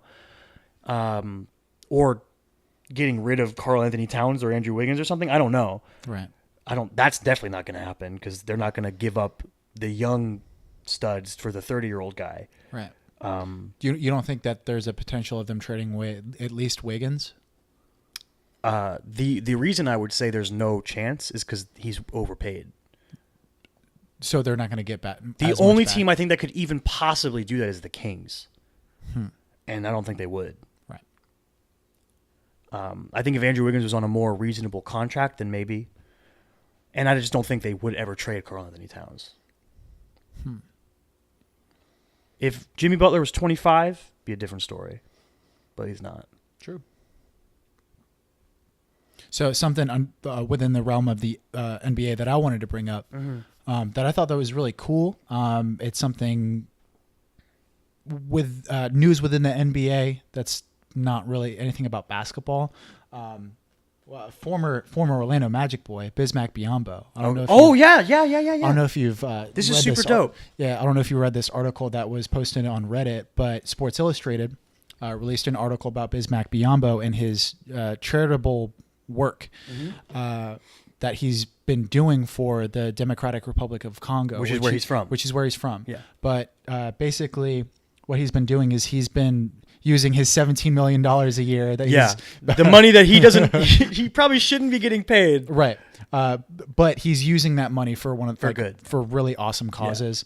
Yeah. He has been creating scholarships for kids in order for them to go to high school in the U.S. He's also like refurbishing hospitals within the Congo, and he even is funding his own high school. He's fucking LeBron. He's going shit. LeBron over in Africa. Yeah. But yeah, he has since his rookie year, he's been doing basketball camps out there. Like the first year that he did it, he only had like 25 kids, and now he's got like thousands of kids coming to these basketball camps within Congo. And there was this quote that I pulled from the Sports Illustrated article. He said, in the Congo, kids are not able to live like kids. They have to mature fast. They have to figure out a way to survive. And he talked about how hard it was for just kids to go to school and missing meals because it's hard for their parents to find jobs. Yeah. And this idea of the Congo having of it being a poor country is actually kind of wrong. The country itself is worth like $27 trillion or some shit like that. But the population is poor. That's what is so fucked up. But yeah, he's just trying to do his best to help them, to help his homeland. That's awesome. I just thought it was fucking really. Yeah, cool. I think I saw a comment on that article that kind of summed it up really great. They put Bismack Biyombo's contract, bad for the NBA, great for the world. I was like, honestly, like if I'm the Hornets and his contract is on my books, I'm like, you know what? At least he's doing good with it. Yeah. It was just something that like I wanted to bring up. It's something that like fucking it deserves recognition. It deserves recognition, but I believe in fucking putting out that positivity in the world. Yeah. Like it's just. Well, I also think that there's a lot of athletes. There's this stigma of how athletes aren't good people and stuff, and there's so many athletes that do so much awesome work in their communities and stuff. Yeah. And it just doesn't. It goes unnoticed by people. Yeah. So when you get the opportunity to share that kind of stuff, I think it's cool. Did you see the other NBA thing today? They finally agreed to televise the NBA draft, the All-Star draft, the draft of the All-Star teams. Fuck. Which finally, can't believe that didn't happen last year. Yeah, I was so disappointed last year when they decided not to do that. Who's going to be the captains? So is it still East-West? Because last year it ended up being So the highest vote getter from each conference will be a captain, and the captains can choose from the pool of all All-Stars. That's why Steph and LeBron were captains last year. Steph in the West, LeBron in the East. But now the East is open. Is it going to be Kawhi? Is it going to be Kyrie? Is it going to be Giannis? Giannis. Do you think Giannis will be captain? I think it's going to come down to Giannis or Kawhi. Okay. I want it to be Giannis. Yeah, just me because too. I'd like Kawhi. If Kawhi, I choose Steph Curry. I am Kawhi Leonard. I am a basketball player. Him being a captain. I wish I could laugh like him, though. Like, I can't.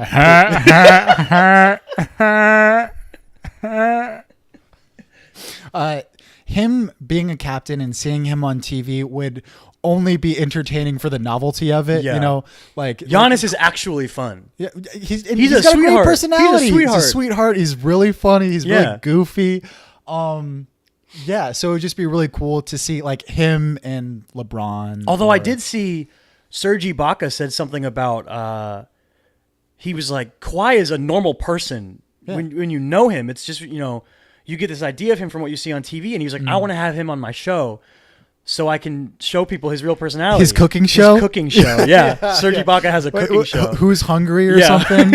And I was like, please have Kawhi on your Apparently cooking he's like show. an amazing fucking cook. Serge, yeah. Serge is like an amazing cook. Mm-hmm. That's why he does that show. I love the extracurricular stuff of the NBA players. The stuff they get into. Yeah, Victor Oladipo's R&B albums and he's a talented motherfucker. yeah, man. JaVale McGee's YouTube channel, like all He this. does? Yeah, He has a YouTube channel? I didn't know that. Yeah, they're just so fun and creative in the NBA. I love it. Yeah.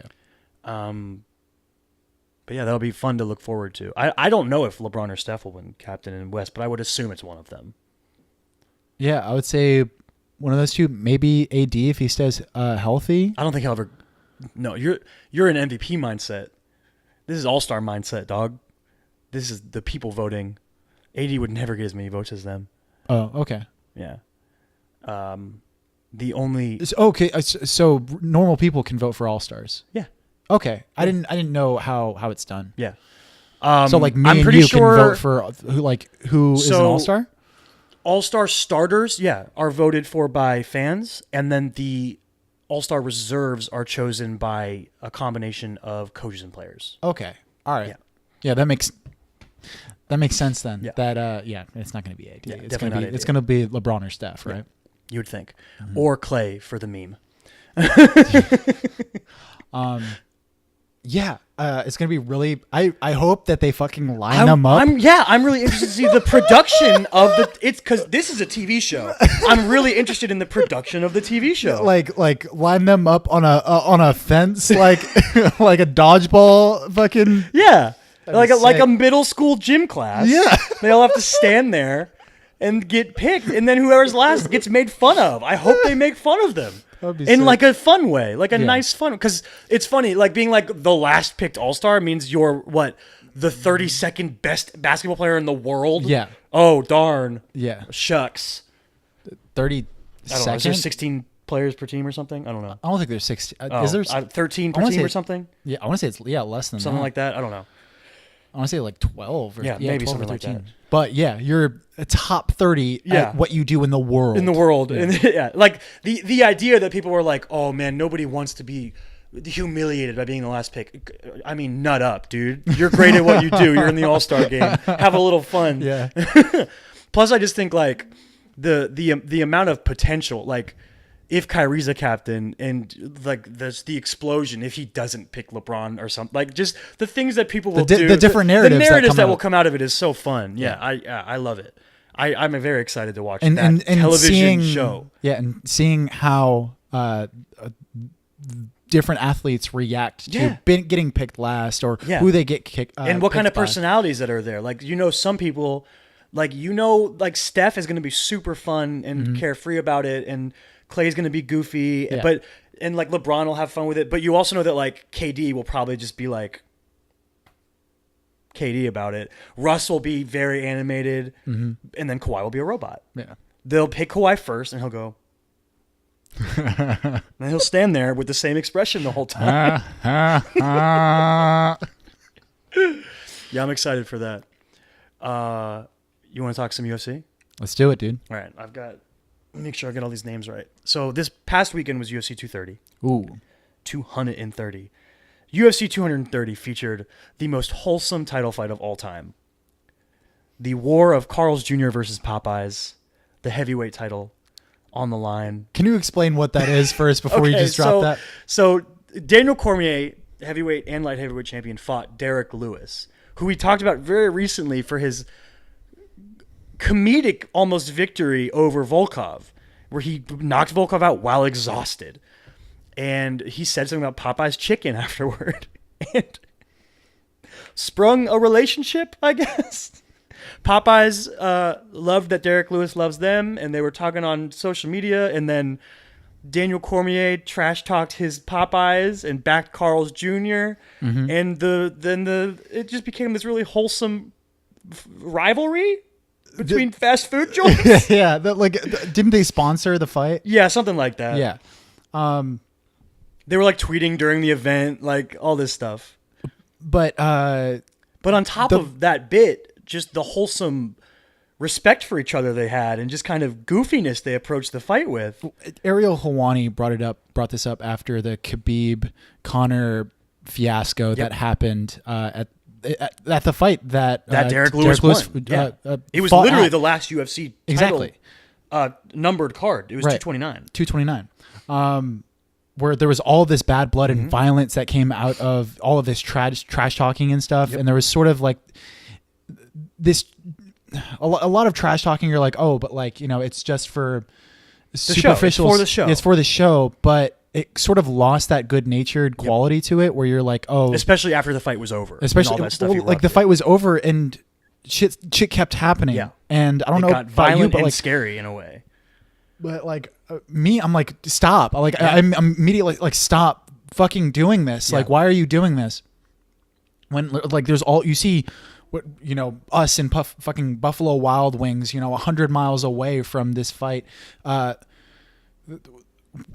not wrapped up in those emotions, like, and we're not Irish or Russian therefore, like, aren't we don't feel this countryman's pride. This tribal mentality.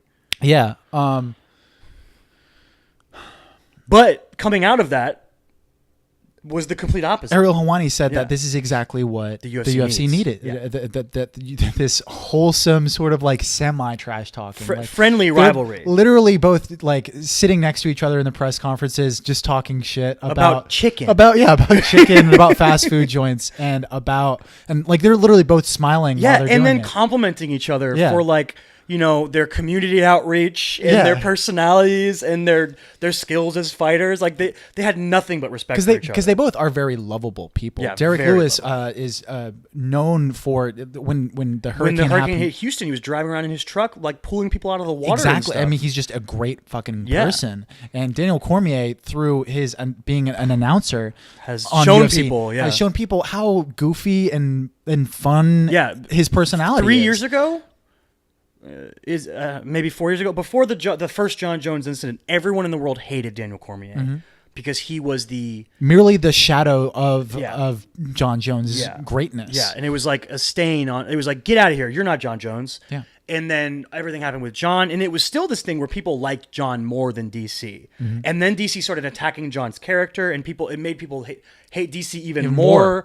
And it kept going until DC was able to put himself out there through being an announcer and through social media and stuff like that, and being like he's a dad. He's a goofy dad. Yeah, that's really what he is. But once he was able to separate himself from that John. narrative and create his own narrative, that's when people are like, and the oh, thing is, DC's actually really cool. The thing is, you can like them both. There's nothing wrong with that. Yeah. I like them both for different reasons. And we're both of the mindset that we want the narrative of John Jones to be a villain. We want him to lean into the Darth Vader-ness of his character. We'll talk about 231 after we recap 230, but he's getting into it.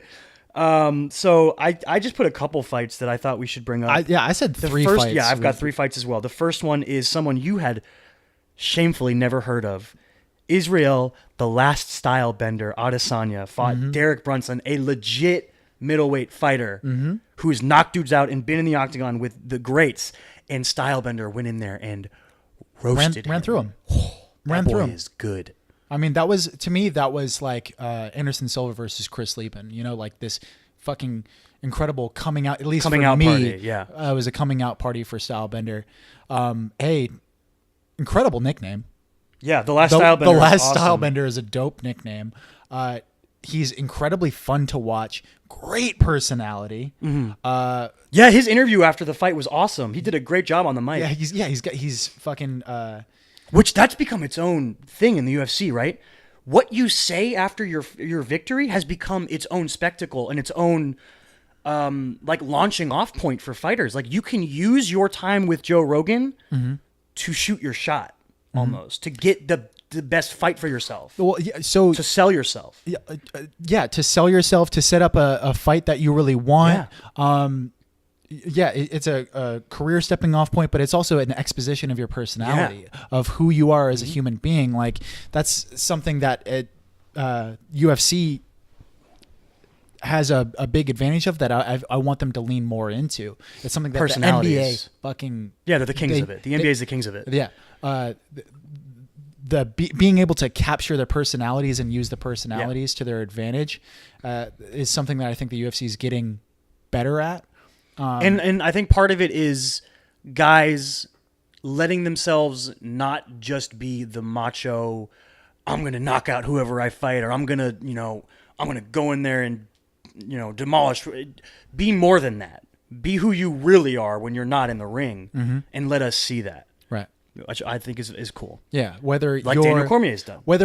Like Conor is able to be that hyper macho type, but he's also like, he's clever. There isn't, he isn't just saying the same old cliches. He's like a poet. The line, "We're not here to take part, we're here to take over." Yeah, or such a cool fucking line. Timing beats speed and precision beats power.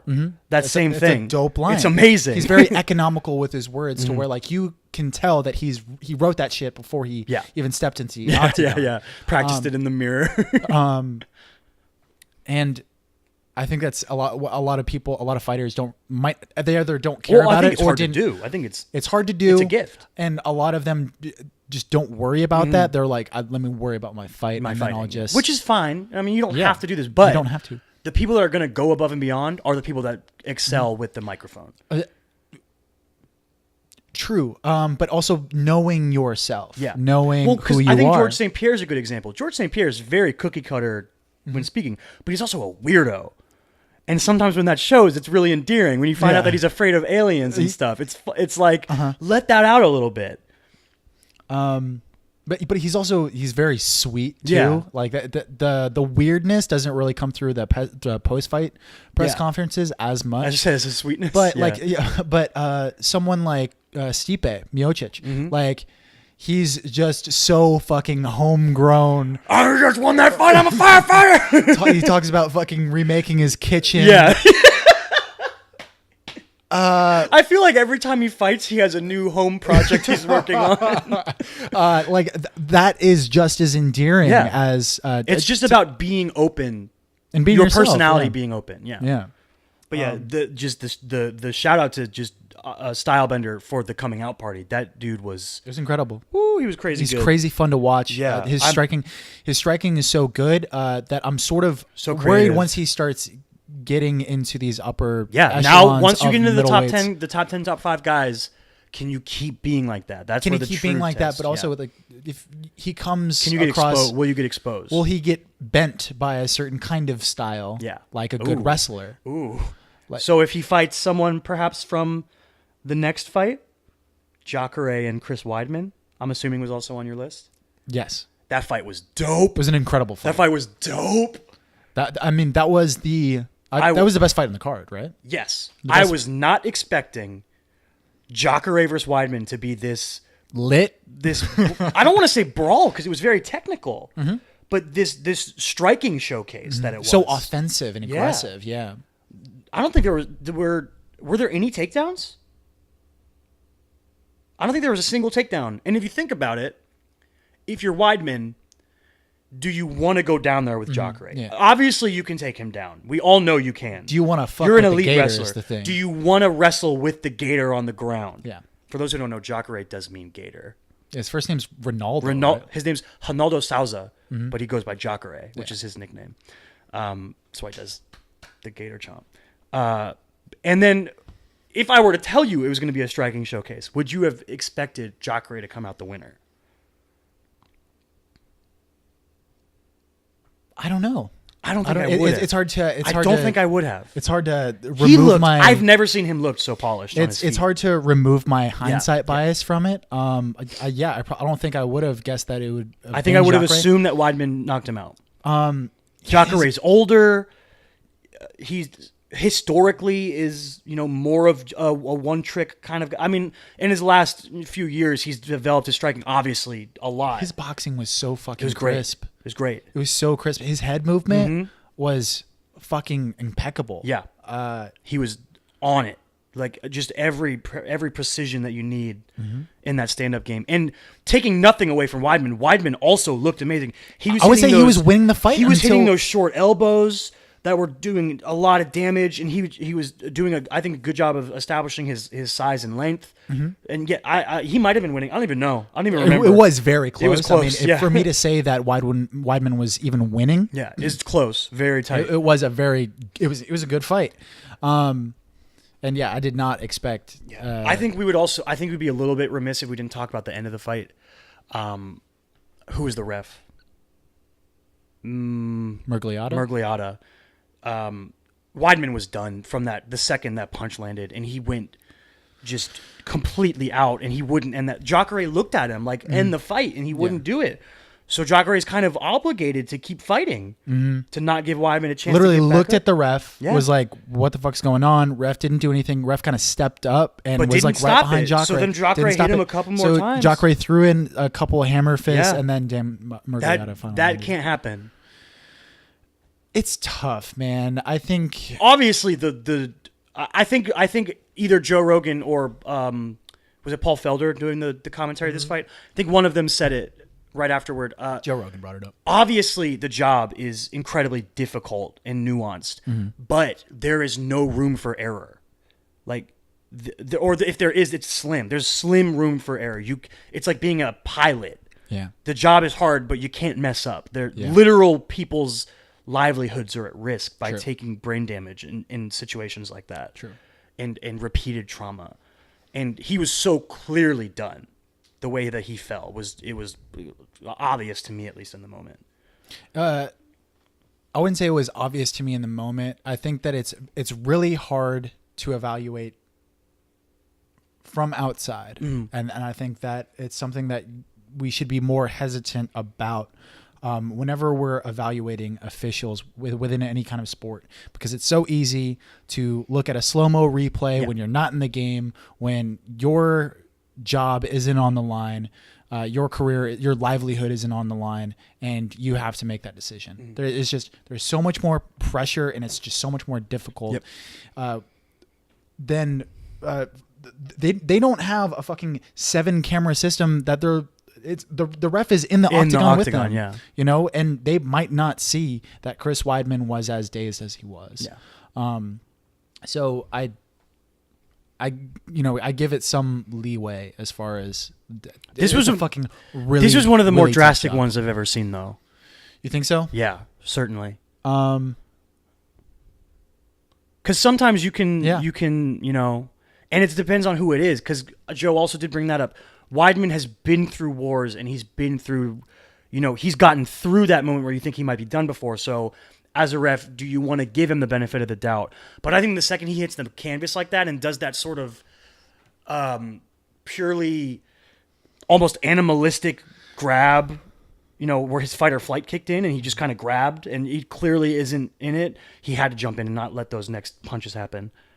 Obviously, I think the last fight to talk about is Cormier and Lewis. Yep. Nothing really to write home about outside of that Daniel Cormier is amazing at what he does. Yep. And I enjoyed watching the fight because it's just like the personalities of them, and it's just funny. Like, I think Daniel Cormier at heavyweight is just kind of funny. He's so short And pudgy. He's so chunky. And I think that's another reason why it's easy to hate on DC is because he doesn't really look like an athlete. Yeah. He, like you said, like he acts like a dad. He has a personality of a dad. He Yep. looks like He a looks dad. like a dad. Yeah, he looks he like a does. dad too. He literally, but the that's stuff a with dad his that kids can after? kill you. Oh yeah, He can is destroy you. he's a legitimate fucking monster. Yeah, he is yeah. an incredible fucking. He's athlete. one of the best fighters of all time. in the UFC. Yeah, pound for pound. I think he's technically number 1 pound for pound right now in terms of the official rankings. Yeah, so he's the first champ, the first to defend both belts. Yeah, and no one's ever done that. Conor didn't do that. Nope. They stripped Conor right away, and I don't think he could ever get back to 135 anyway. Right. There was it wasn't really a competitive let's fight. talk about, because the fight wasn't really anything to write home about. It was basically DC wrestled him and beat him. Sure. Choked him out.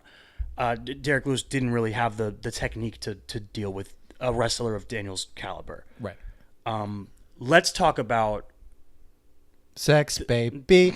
Let's talk about you and me. Let's talk about all the good things and the bad things that may be. Let's talk about sex. All right.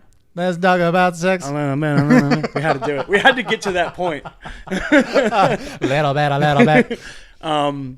Let's talk about, are you cool with Daniel Cormier fighting Brock Lesnar next?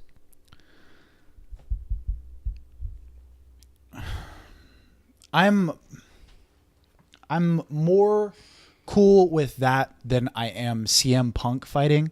Okay. In the UFC, I would say that. Well, because Brock as Lesnar's far a as- legitimate wrestler and fighter. True. Unlike what we've seen CM True. Punk. So when CM Punk decided to fight in MMA, for those that don't know who CM Punk is, which I didn't even know who CM Punk was until he actually was announced that he was going to fight in the UFC. Oh, wow. I didn't know who he was. I mean, I don't even watch. I don't watch wrestling, and I knew who he was. He was a WWE. professional wrestler. So the fake kind of wrestling.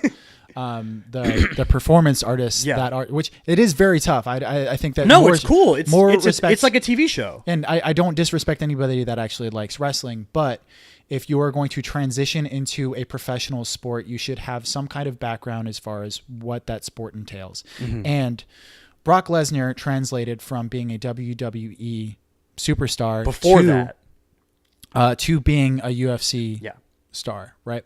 But before that, he was a national championship wrestler in D1. Yeah. He was a legitimate fucking wrestler, which is widely regarded as the greatest discipline to have when translating into MMA. mixed martial arts. It can get you the furthest. So probably. anybody that tries to rationalize the UFC bringing in CM Punk because of Brock Lesnar, miss me with that. But that being said, you're cool with DC fighting him and not Stipe? No, he should. So I would say that from an MMA standpoint, that should be the next fight, Stipe versus DC. Yeah, Stipe should get a shot at his belt back. Yes. Because I think we kind of talked about this a little bit. Where do you draw the line of rematches and rubber matches? And I think that when you are the most decorated heavyweight champion of all time, you're certainly crossed that line. Yes.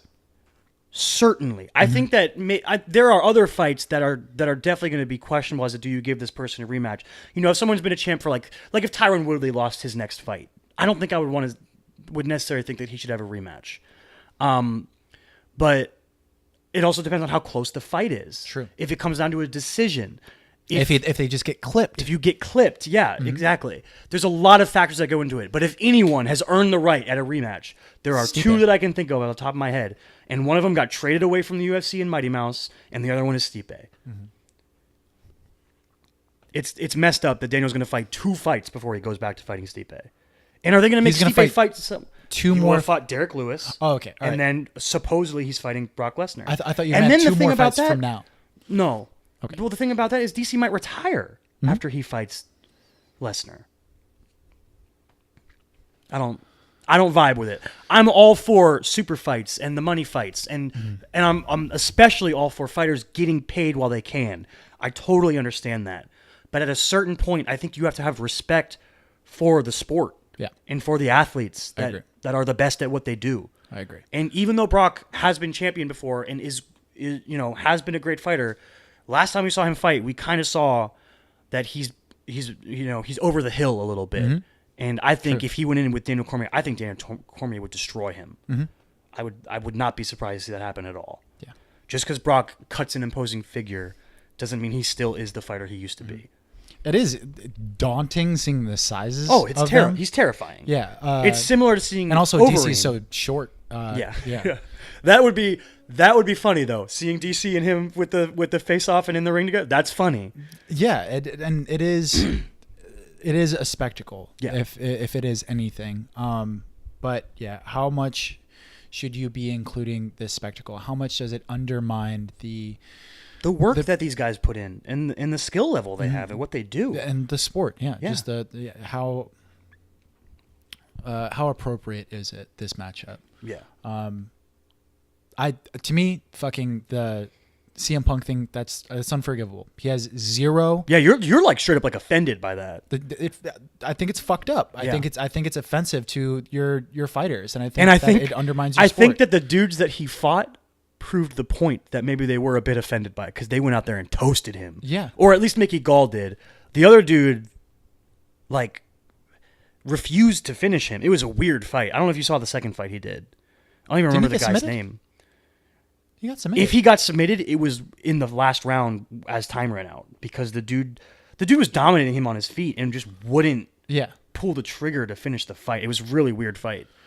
And then I think Dana said something about like not letting that guy fight anymore afterward.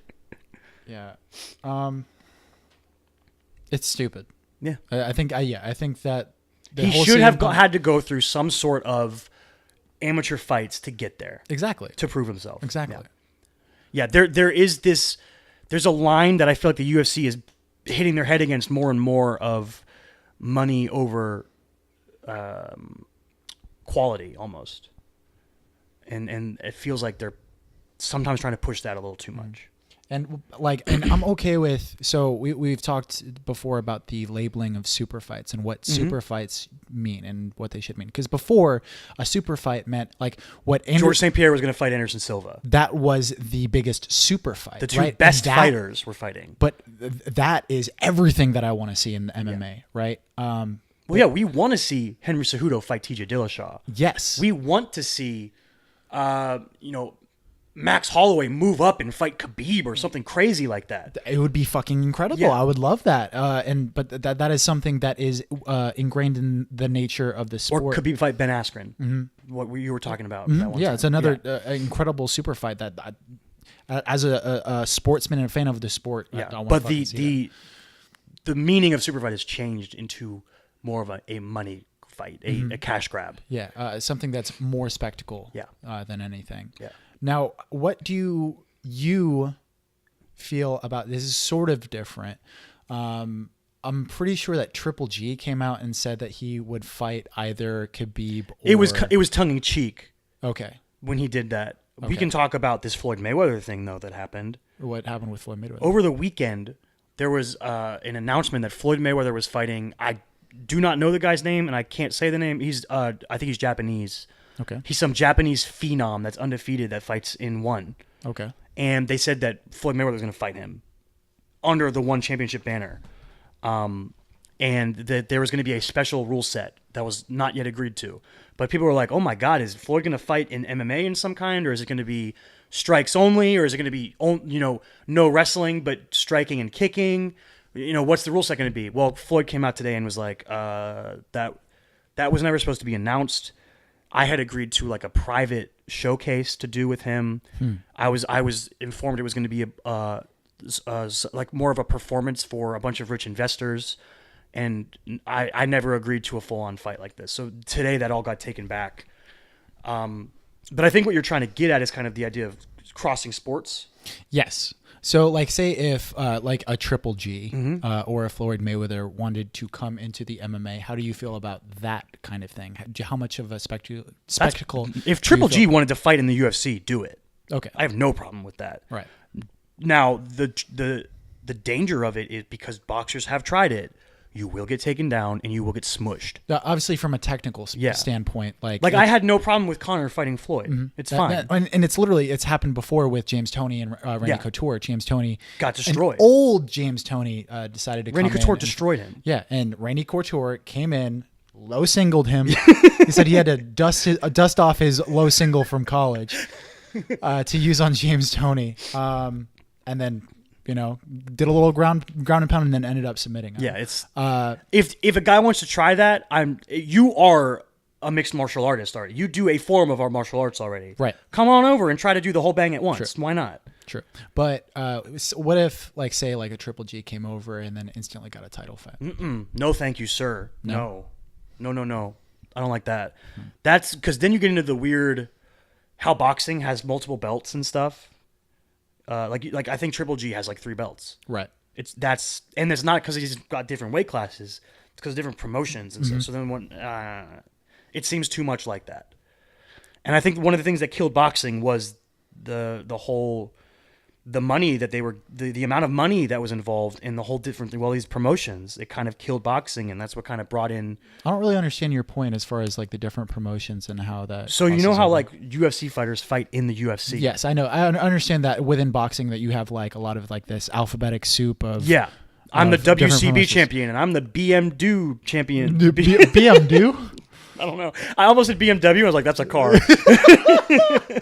You might as well, though. You might as well be the BMW champion in boxing. Yeah. Who knows? So you don't understand. What your point is as far as them coming over from boxing to MMA? It feels like that to me. Okay. It feels like just specifically if they have a title fight? Because there's another belt on the line. So it feels like bringing more of that. Because then they're going to come in. Say if you have let's say Triple G came in and fought Khabib, or I don't know what weight class he is or whatever, and he won. Does Dana then put 5 belts on him because he has all of his WCB belts? He's put a UFC belt on him. I don't know because those are boxing belts. He might bring in his own boxing belts, but he doesn't have multiple UFC belts. That isn't my main reason to not do it. My main reason to not do it is that you have never fought in the UFC. You have never fought in mixed martial arts. So you shouldn't get go earn a title fight in this sport. Mm-hmm. Yeah, you're an amazing boxer. True. Earn the title fight in this sport. Right. You've never done this before. Or I would say like even give them a warm-up fight. I wouldn't have a problem with Triple G fighting like a top 15 guy. Right. Or even a top 10 guy if that's what the approach that someone like that would want to take. True. Don't give them a title fight. That's crazy. Yeah. I agree. And I don't think that because obviously that would bring in a lot of spectacle. Floyd coming in would be a lot of spectacle. Dude, but you know how much I would love to watch Floyd fight Conor in MMA? But UFC was literally founded on, let's see this fighter versus this fighter. And the sport was founded from those the clashing of disciplines. You know? All right, we're going to put an American boxer versus a Muay Thai guy. But it's evolved so much. It's evolved past that. True. It's become its own discipline. Yeah. Mixed martial arts has.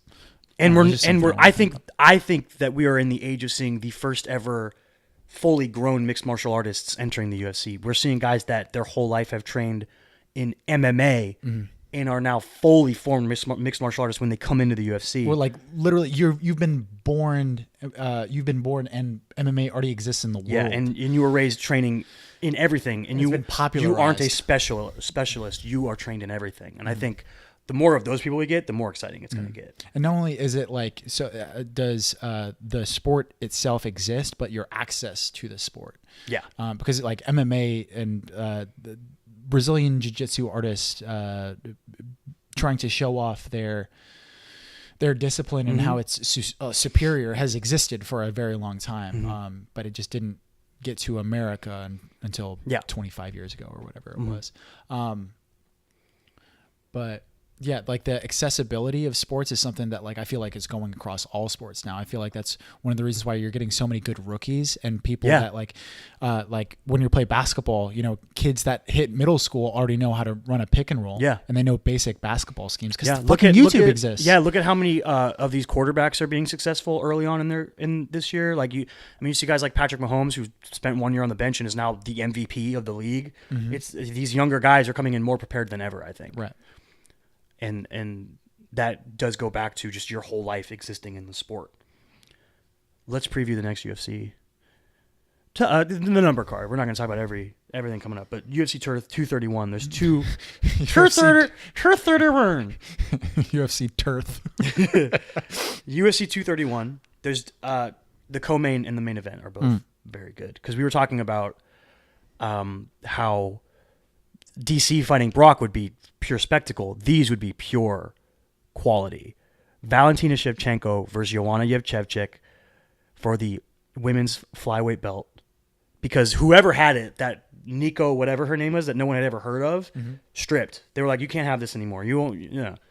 125. Here's our new whoever wins this is our champ. Right. Those ladies can bang.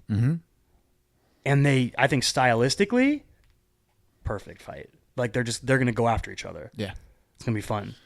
Yeah. Dude, I love Joanna, man. Yeah, Joanna's dope. Joanna's super cool. Joanna, man.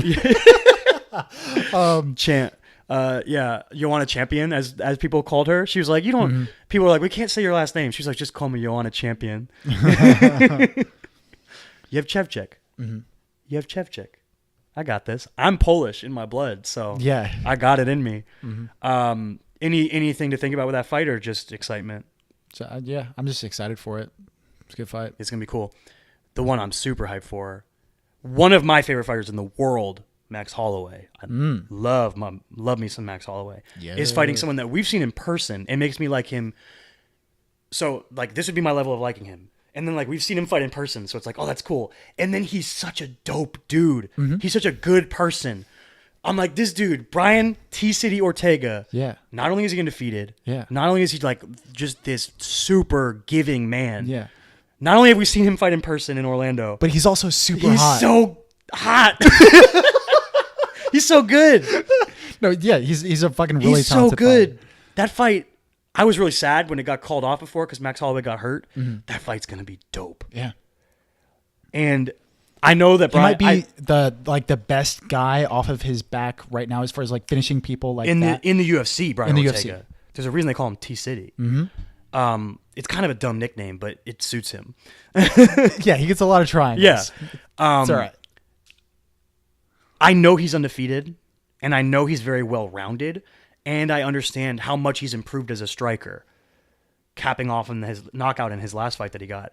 But Max Holloway is such a gangster. True. Max Holloway drowns you. His last the fights against Jose, have you seen those fights? Yeah.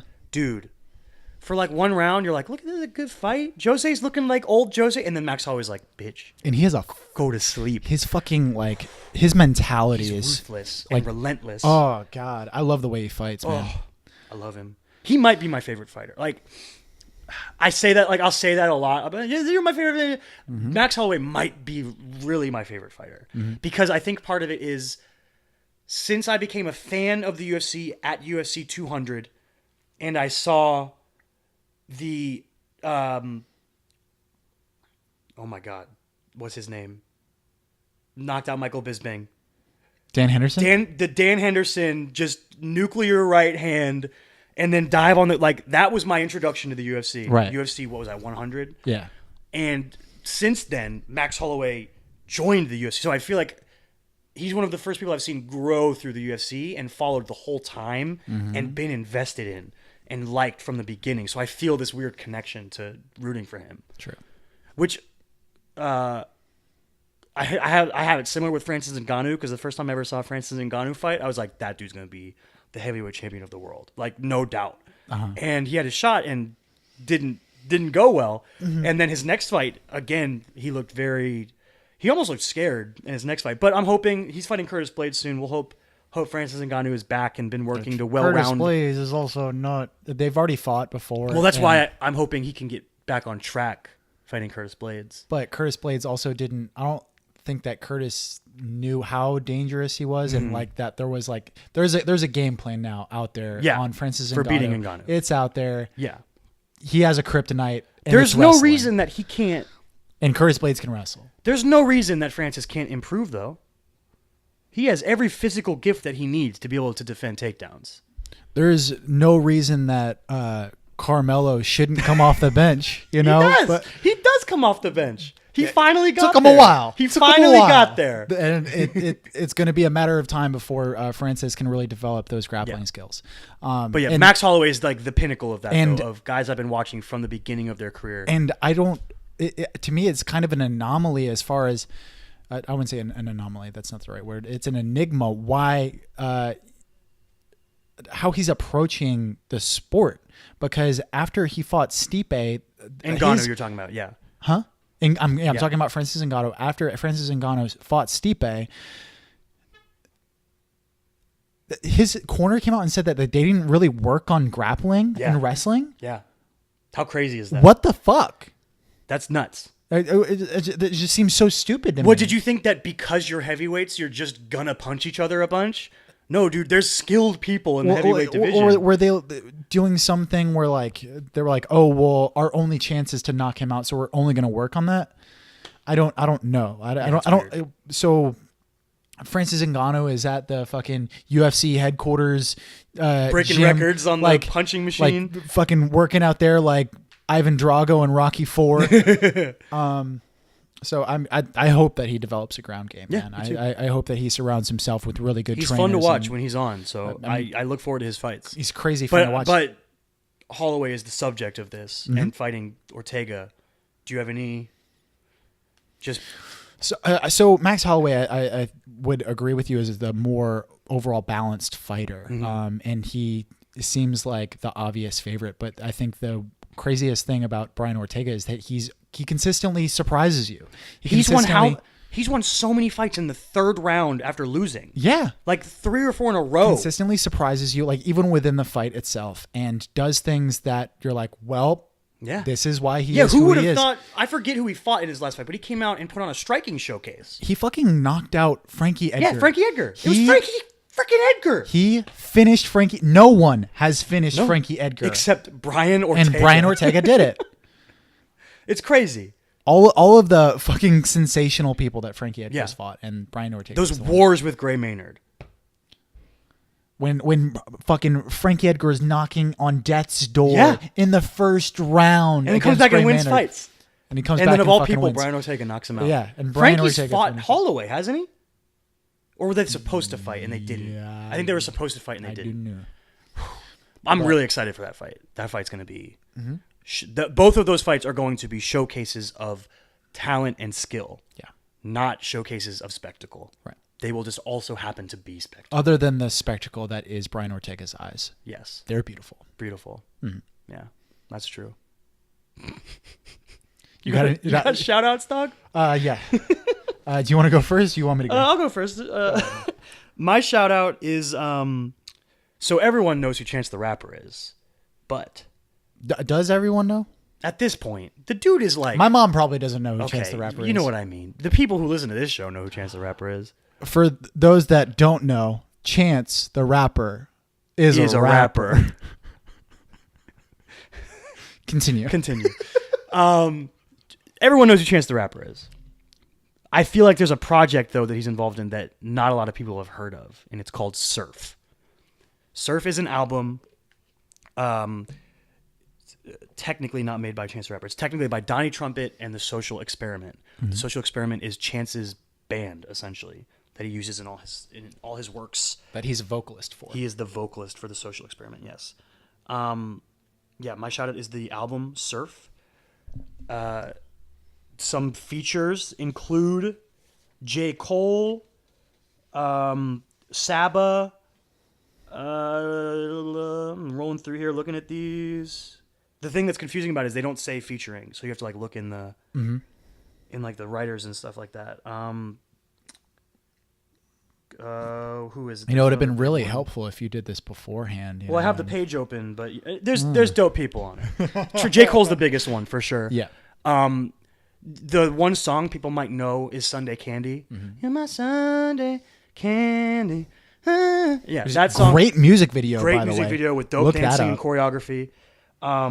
My favorite songs include that I would check out. Wanna Be Cool is good. Slip Slide. Miracle is dope. Yeah, Warm Enough is the one with J. Cole. Yeah, there's a bunch of great songs on this project. Really cool music. I wouldn't say jazz, but there's like a full band. It's hip hop with a full band with, Donnie Trumpet obviously plays trumpet, and there's a whole horn section and rhythm section, and it's just a very unique style of music. Great album with Chance on pretty much every song. There's a couple songs that are just trumpet. But what's that? What's the one of the last songs on the album? That's like, don't tend to vibe for me. I have a vibe for her. She Something brought the came to me vibes as a to me. Rememory, maybe? No. No? It's Pass something the Vibes? Pass the Pass vibes. the Vibes is the last song, yeah. Yeah, I really like that song. Yeah. Yeah, there's really great songs on there. Really great collection of artists collaborating. And check it out. Yeah, Surf by Donnie Trumpet in The Social Experiment. You. All right, my shout out. We've already mentioned him, I think, in this episode as well as the spoiler episode that we have already recorded and is going to be released on Thursday. Double down. It is the holy creator that is Alex Garland. Alex Garland is a writer, director of movies. Auteur. He has written and directed both Ex Machina as well as this year's Annihilation. What kind of movies does he make, Chris? What- What kind of genre would you say they are? I would say that they are speculative fiction. Fiction. That are focused on human themes. Yeah. On the human ordeals. Ex But Machina he's also is amazing. So he has also written but not directed Sunshine as well as 28 Days Later, which is The zombie movie. I've talked about before, my favorite zombie movie. Mm-hmm. If you don't think it's a zombie, Alex Garland says they are zombies. So they're zombies. There's that. Yeah, Ex Machina, one of my favorite movies of all time.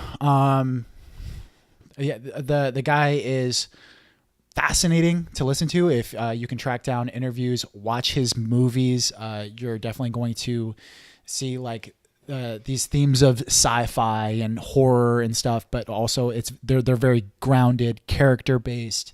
Yeah, I just really like his work, and I wanted to shout him out. So, Alex Garland, Surf by Donnie Trumpet, and The Social Experiment. Those are our shout outs. Hit us up on the social medias. Hit Chris up at Chris Michael Stott on Instagram and on his website. Find me at Davinwell25 on Twitter and Instagram. Find the show, tcaks Pod on Twitter, The Chris and Kyle Show on Instagram, Facebook, YouTube. Hit us up on the podcasting platforms, iTunes, Google, Spotify, Stitcher, any of those other weird ones that we don't know about. Look for our spoiler episode you just said this week is going to be Lady Bird. Mm-hmm. And vote on our poll for the last spoiler episode of the month. Mm-hmm. Up between Ralph Breaks the Internet and Creed 2. Right. What if we crossed them over and made one movie? Don't. Ralph Breaks Creed. Oh, that would actually be kind of cool. Instead of fighting Ivan Drago's son, he fights Wreck-It If Ralph. it was like a Roger Rabbit Yeah. situation, and like Creed fucking has to fight Ralph, Yeah. and like it's mixing live action with animation. Mm-hmm. I think I'm gonna do that for NaNoWriMo. You're gonna change your I'm gonna write- NaNoWriMo? Yeah. Speaking of write a NaNoWriMo, script. if you're NaNoWriMoing with us, keep going, stay strong, get those words out, and like Chris kind of talked about earlier, don't be discouraged if you're not keeping up with the number. It's more about the effort than it is anything else. It's more about just sitting down and trying to get words out on the page. Find our polls on Facebook, on Twitter, as well as the On the YouTube vids. itself. There will be cards that you'll find on the video. And we're Just gonna look upper right hand corner. Collect all answers and one final tally. It's a tight heat right now. So if you have a hankering to have your voice heard, vote. I don't know. Yeah, that was a weird way to phrase that. That was weird. Well, let's get out of here, dude. All right, we out. We out. Stay weird.